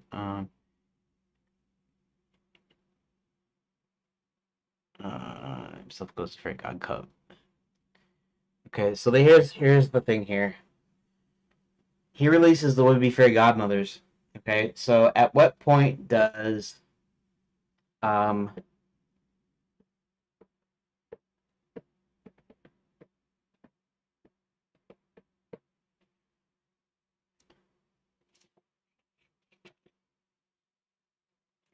so he doesn't take care of Violet when he should have when he gets his magic back, and I kind of did that. It's kind of on purpose. It's actually uh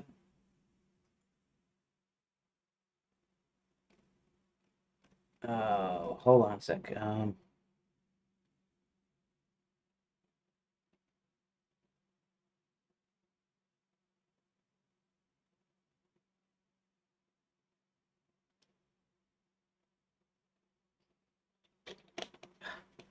Gosh, Cantaloupe, what's your problem, buddy?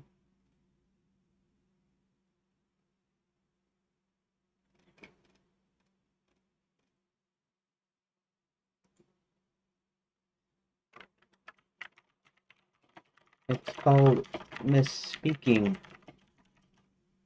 I wasn't considering the job I had in 2023. And honestly, wasn't considering the playing around I did in Redot, since it had been almost a year since I did that other job. You ever misspeak before?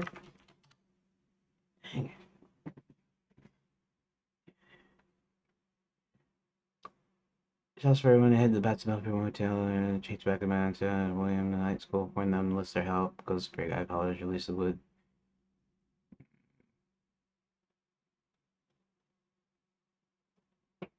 Speaks to the crowd.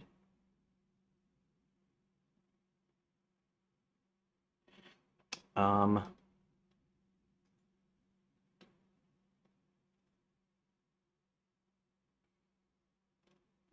okay, that's just the ending there.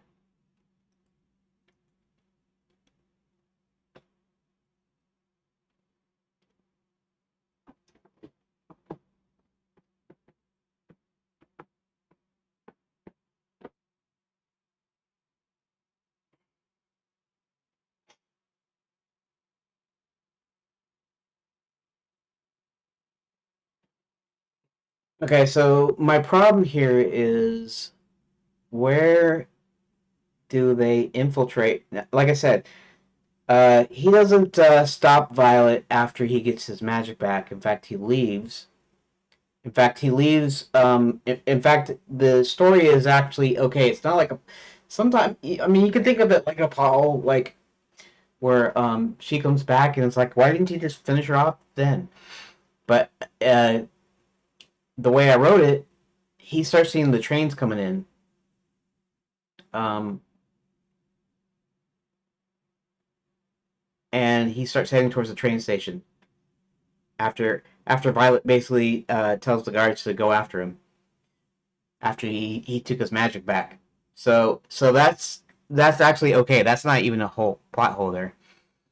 So now he has that. Okay, presumably Violet is still able to do whatever she wants, and she does do whatever she wants. The only question is they're hiding the vacation princesses in Fairy God College. So the question here is, does that happen after he releases the fairy godmothers? Are they still using it, or is it now empty after that? Or does he release the fairy godmothers and they rescue the vacation princesses at the same time? Probably make more sense if they did that, at least.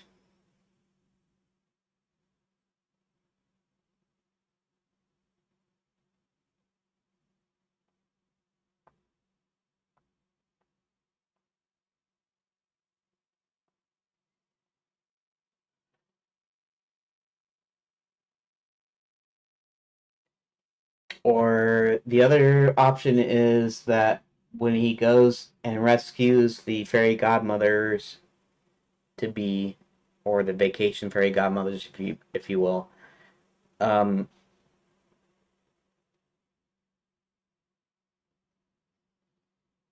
that he doesn't know, they don't know anything about the princesses, and that even if they let them out, they still have, they're still running fairy god college. It's still not closed or whatever. So maybe it's just like they don't know that until later.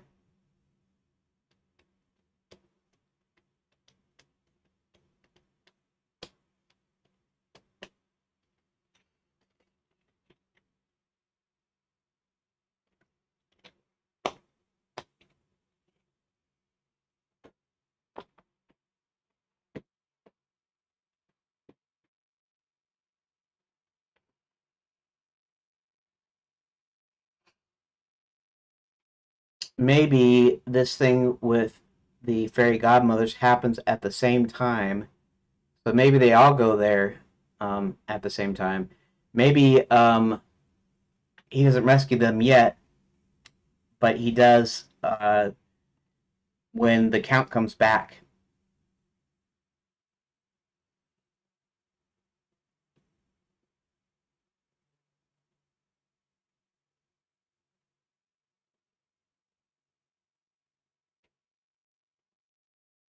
Hmm.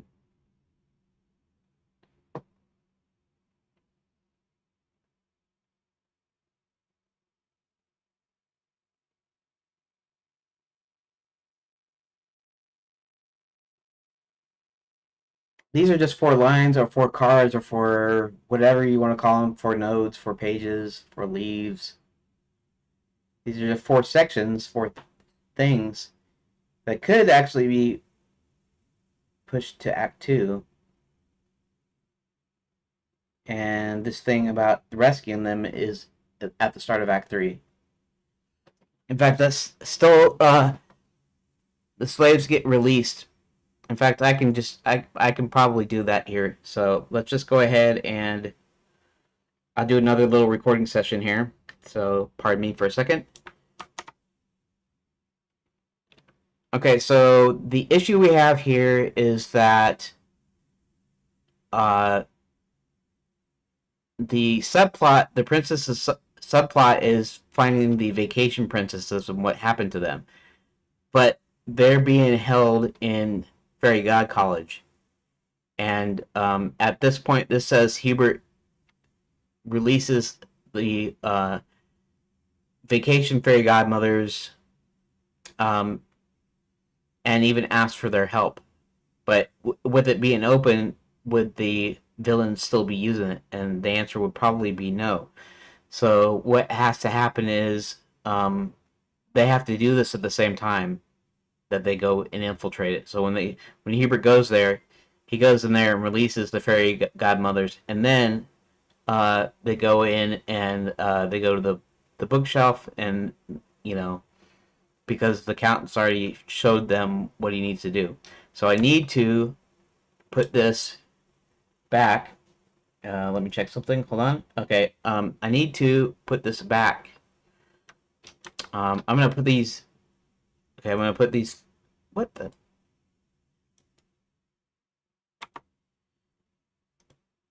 I need to put these back. A minute. Into X. And I'm just gonna put it at the end of Act 2. So they're not really out of order per se. And this is not gonna happen until after I do the other part. So I'm going to put this all in Act 3. So anyways, there is that. And all I was just doing is just making sure everything kind of flows like it's supposed to. Okay, so the next thing I need to do here is the princesses. Now Violet is still using that there. Because that's another thing I have to think about for that's a quick sec though.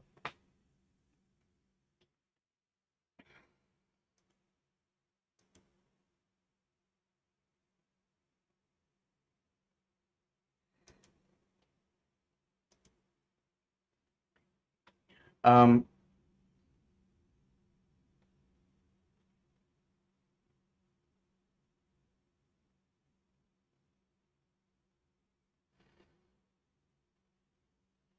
yeah, I still have to do the thing of where actually Max finishes and starts opening all the portals. That's got to be at the very end.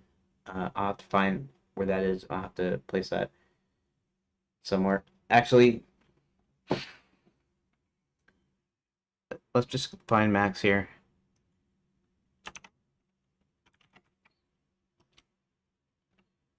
Okay.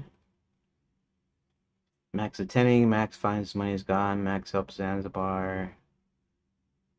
Wants to mine all the Quicksilver. Finds out Zanzibar is stealing money. Uses Zanzibar shows. Finds Zanzibar. Uh, and Omnigate's ready for testing. Escapes. Let's see. Where's my next thing? Max Quicksilver mines. Max has to activate the machine for the first time. Where's the app power?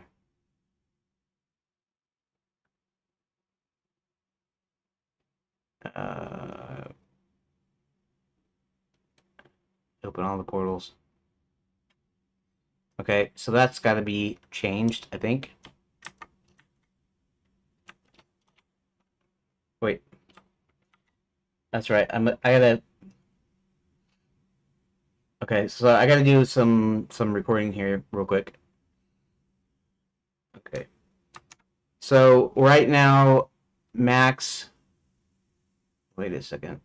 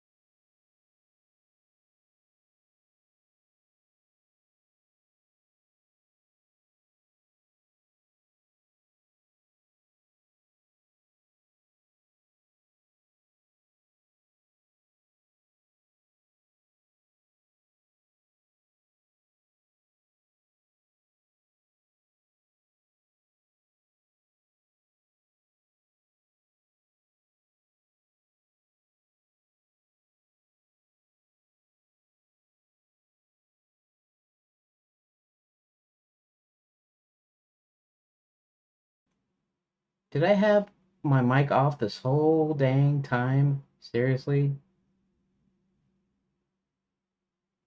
Oh, I need to check something now. Doggone it. Bet it did.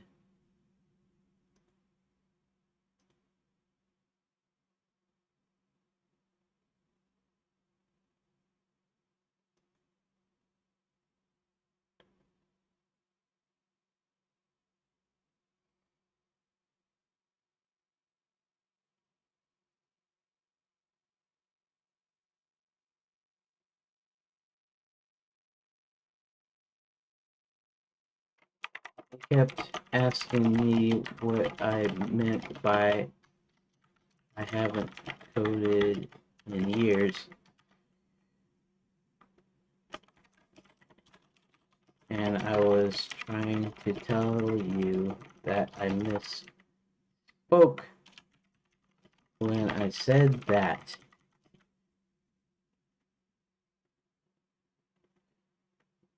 I said I already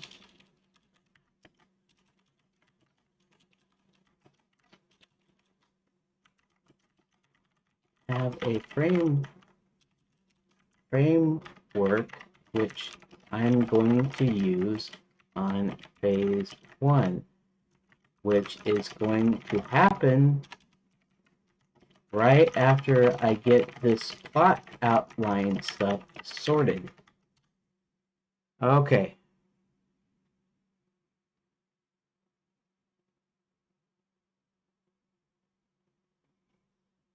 So now I have to check something here. And I guess I'll have to treat these as, because they apparently are not going to have any audio in here.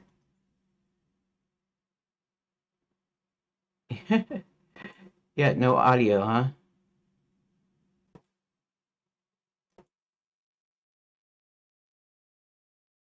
Oh, wait a second. That's. Oh, wait a second. Was there no audio in here? There's no audio in here. Is there audio in the other one? Half the time, well, I know my mic is on now. Is there mic on here?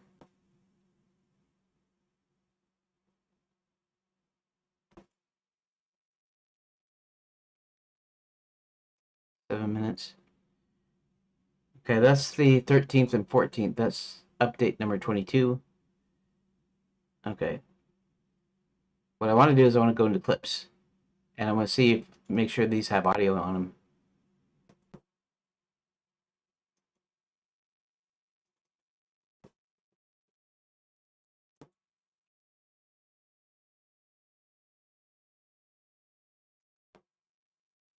This doesn't have audio then. This does have audio. Well, when did I turn off the audio? That's weird. I guess I don't know why I had the audio. Why I had the audio off. That's weird. Okay, that didn't happen in any of the recordings though, which is fine. But anybody that was watching at some point, were probably not watching for a while, and I didn't have any audio on, right?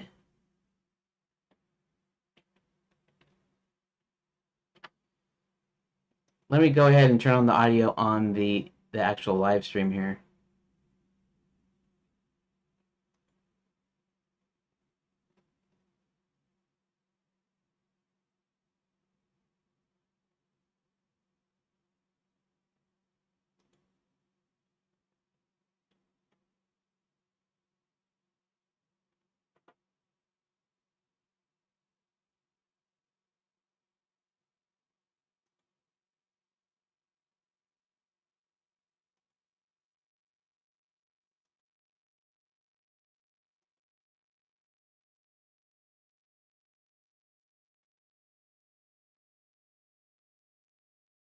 Am I speaking in there? I'm looking at my live stream. I'm still speaking here. I know you can't hear it, but I'm listening to find out where I.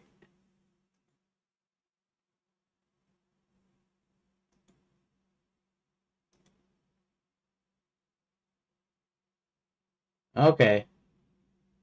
So shoot, I've been talking for like 20 minutes.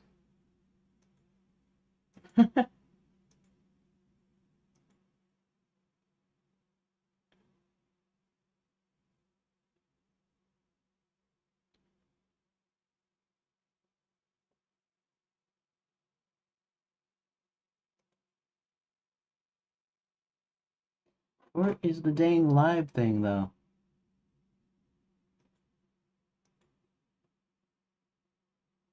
Wait a second. What's going on? Something's going on.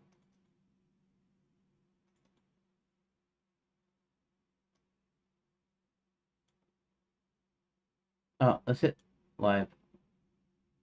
Okay.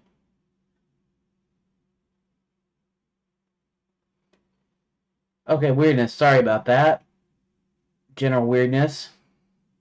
Anyways, for 20 minutes I hadn't been speaking there, which is weird, but okay, well, whatever. I guess it doesn't really matter that much. I didn't get that much done. I'm trying to figure out where to put uh how to rearrange this because I think red needs to be introduced even earlier.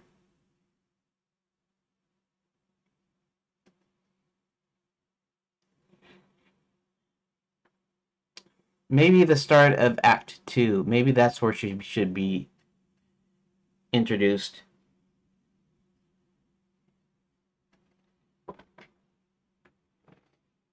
Max confronts her about that. So the only thing okay, so the only real problem I have is rescuing the vacation fairy godmothers and rescuing the princesses. I could actually do them at the same time. But if Violet is there and we show up, they show up, when we show up, they show up. What happens to Violet? Wouldn't they take care of them there, or would Hubert decide, you know what? I don't need to do anything to you. Max is going to be able to deal with you just fine, and he leaves them there after he's gotten. He uses a spell to shrink the bookshelves down and to take it back to the Bats in the Belfry, where the Count actually has a ballroom where he can put the enchanted books there, and then they can actually rescue the would-be princesses. And he comes back in there.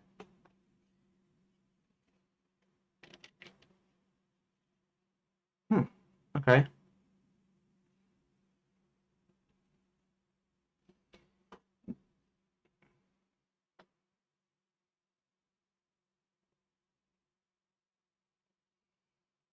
Yeah, so maybe I can just kind of amend it a little bit.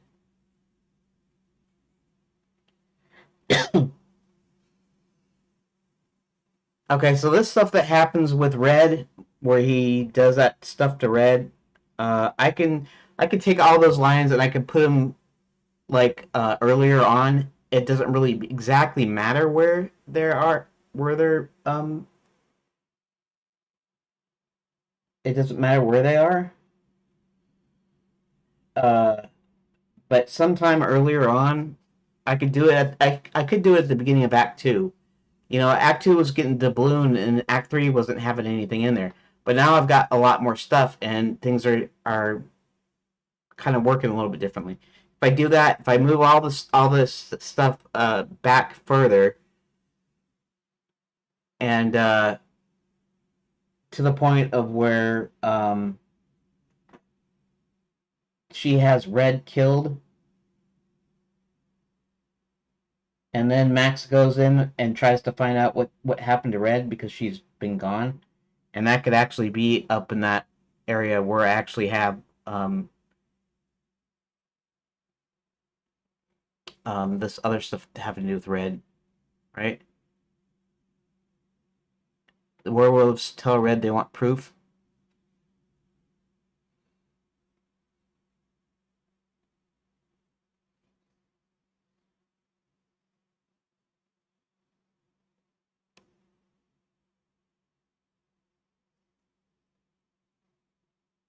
That makes sense, I think. I think that makes sense. Oh, it's almost 4 o'clock. See, I'm not even getting anything done that I wanted to get done today. And looks like I'll have to do it tomorrow. But maybe I can go ahead. I'm gonna go ahead and add these things and pop these things in here.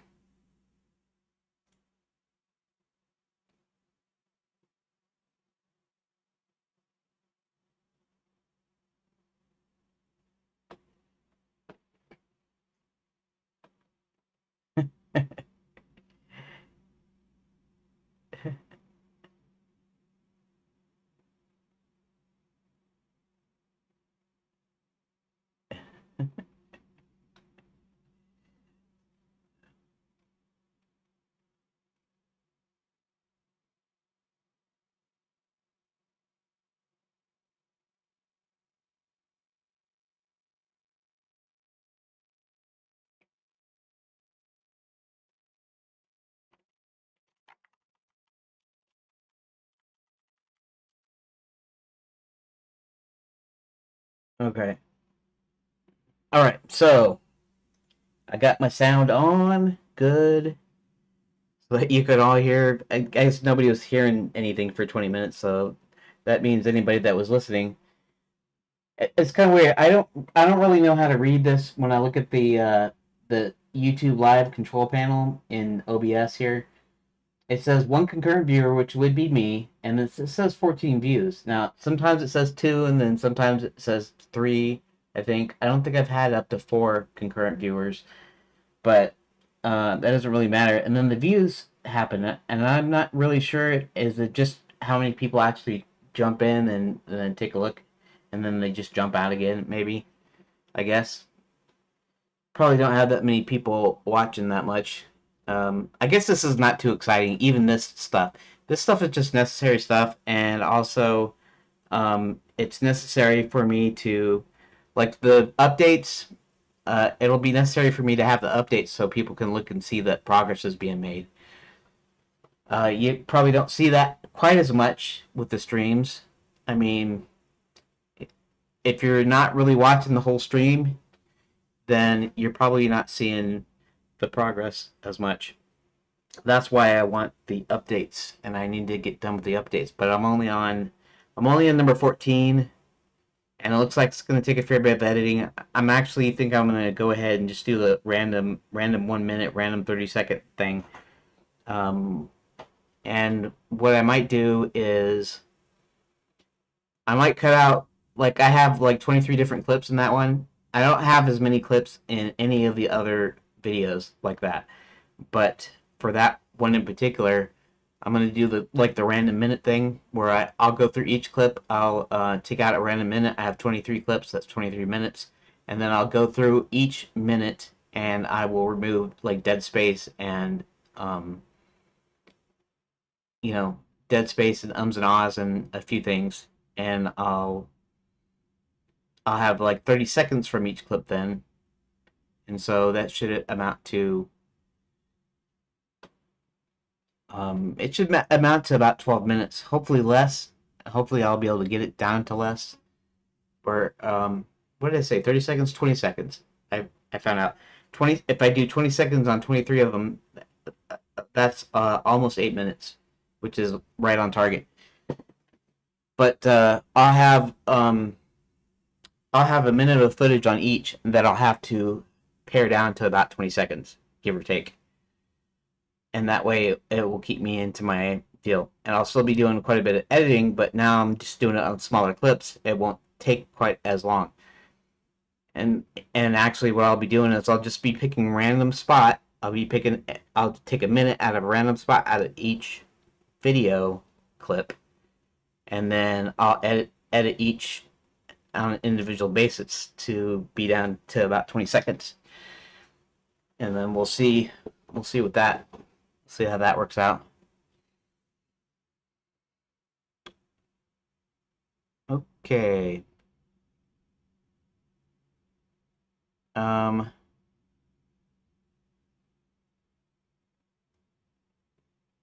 Okay. So what am I doing? I'm almost forgetting what I'm doing. Hopefully this won't take too long, but I'm gonna try to put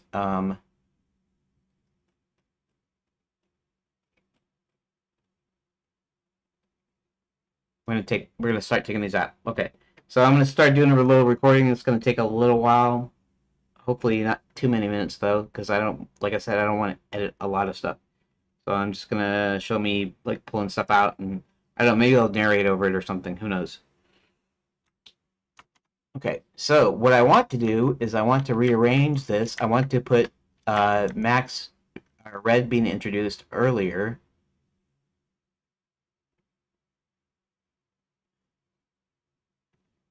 And I can actually put this with it. And all right, so let's go ahead and let's go back to the beginning of Act 2. We'll put it somewhere around there. Here.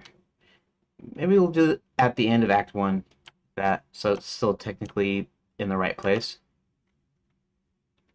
Max pulls Scarlet Red out of adding Astro to conscript the werewolves into his service. Red tells the werewolves led by Rottweiler. Okay. Goes to meet with Violet after remembering Red and Violet's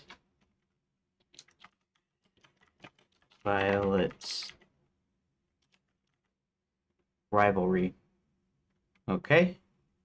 That's good. And let's go back down to the other red lines. So let's see. That's just captured. It's not red. Overpowered is not also not red. Okay. Violet agrees to help.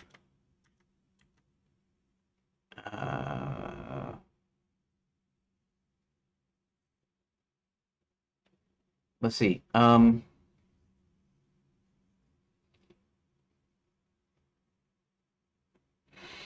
Violet agrees to help Kurt.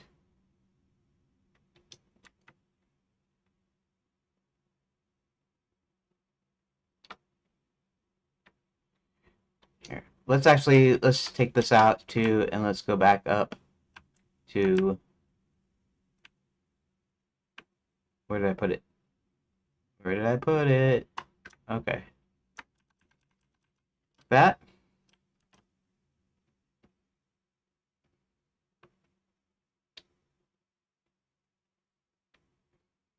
Okay. Now let's go back down here. And really, it doesn't matter. Some of this is kind of arbitrary, but the rules tell Red they want proof.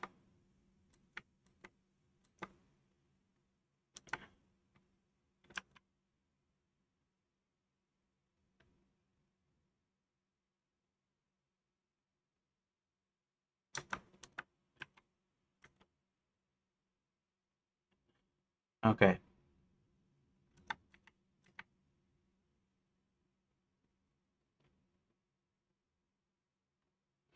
After they bring Red out, she goes back to Max with a positive answer. Okay. Let's take that out of here.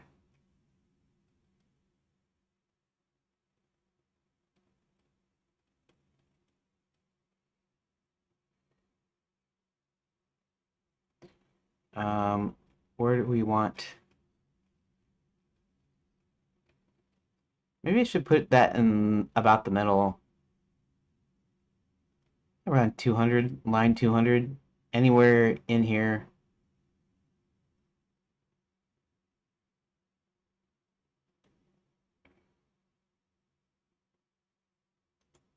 Okay, let's actually put this in the middle here. It kind of doesn't matter. The werewolves tell Red they want proof. She goes back to Max, gets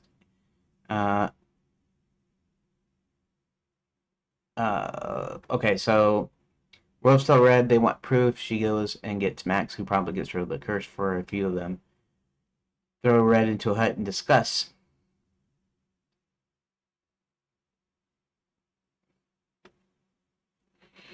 Um, and then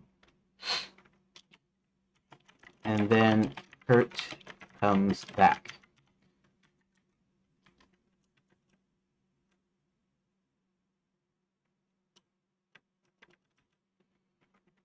The werewolves discuss possibility of joining Max after he debate agree.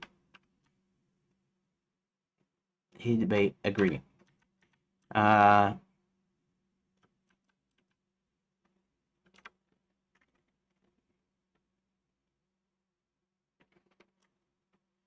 Let's just say discuss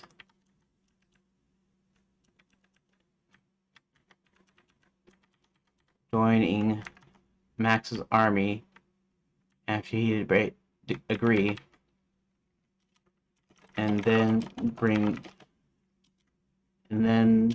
they bring Red back out.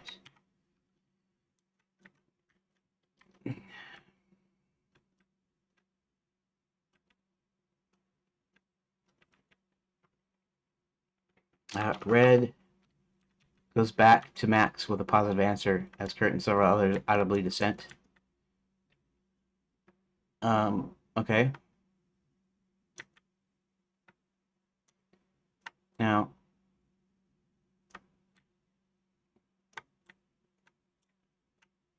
let's see this. Where's the other Red?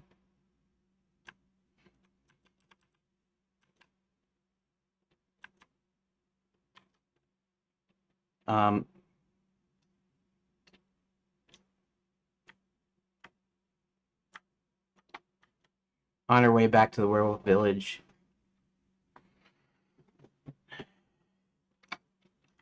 Red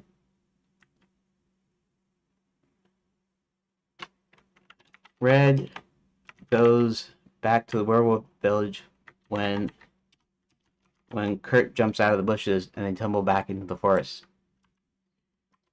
Okay.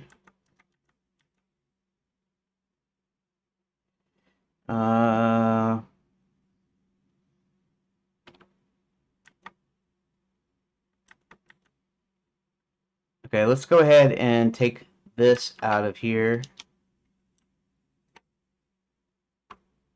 Heroes meet. Okay.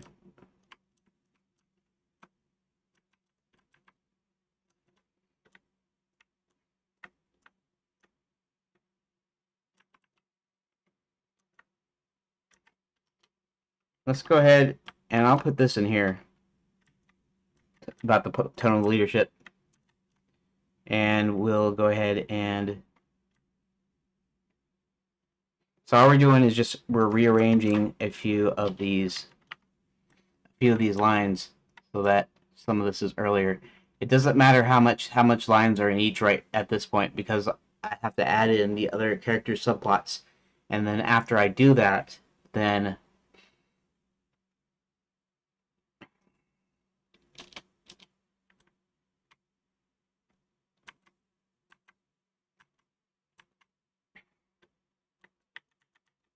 when Kurt gets back, right,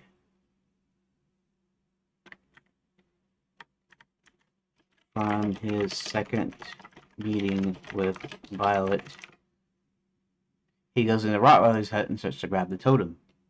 Thorn Rottweiler's third in command stops Kurt from getting the totem after a fight.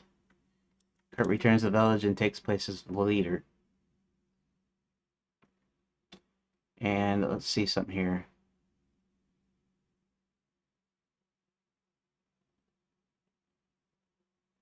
Okay.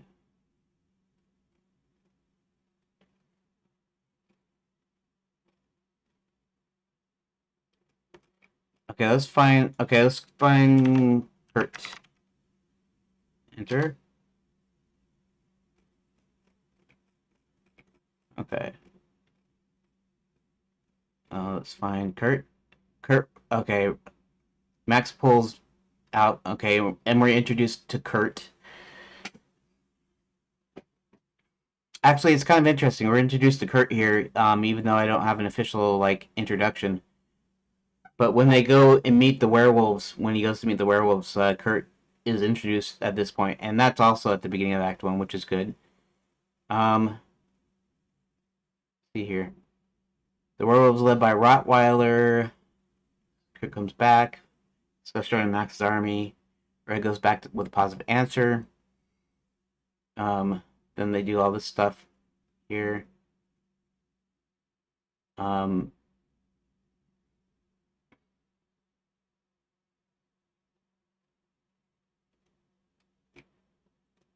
okay, Kurt then takes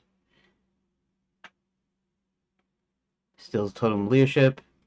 Okay, then we go back to the mines, and then we go.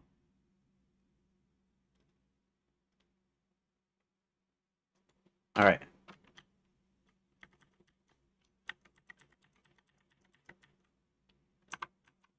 Let's remove that, and let's actually move that.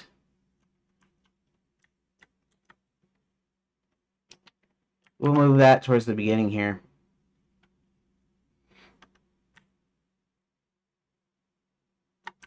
Okay, that looks good, actually. So, I mean, I won't know if it really looks good until I read through the whole thing, but right now we're just going to stop here. Okay, so hopefully that wasn't too long a video that I don't have to edit down too much later when I get to it. But there's my voice. And so all we did here is we didn't actually like put much in here. All I did was rearrange a few items that weren't working chronologically. That still might not be. But so I'm gonna go ahead and update this. Okay. Right now I kind of don't care. This is still 100. This is 311 and 317 to 385. This is still not as long, but that doesn't matter quite as much. Why? Because I'm gonna be putting in more of this other stuff. Max is gonna go and do that, and also they're gonna rescue the fairy godmothers and the princesses, and somehow Max is gonna find that out too, and then he's gonna find out about Red, and that's gonna be the final straw, and that's when he allows the wolves to take care of her. So I guess even though I didn't get that much done today, I did sort of. I don't know if I did anything worth saving in here, but so yeah, so I guess any little bit of progress is good progress, right? All I was doing was making way for putting these other deals in. I was trying to figure out the order, how to correct the order, and I corrected a few items. I didn't really do that much in a sense, but in another sense, I've kind of prepped it. So that means tomorrow, hopefully, tomorrow I should be able to put in Max, Princess Karen, and the Count subplots actually into the plot outline. Then I think so. Yeah. Did I didn't get anything done in the first part of today, did I? Did I?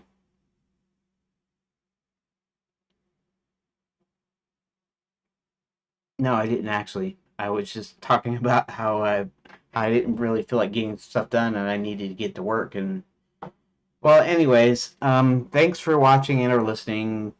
Anybody that have done that sometime today, or anybody that's gonna watch the stream later, or that takes a quick look. I guess most of these are kind of boring and whatever, but since um, since I have a plan, since I've got stuff that I got to work on and things that got to happen before other things happen, uh, you should start seeing the progress really going forward.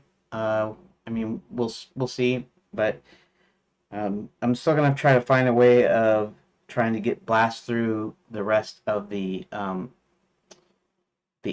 for the video updates, the devlogs.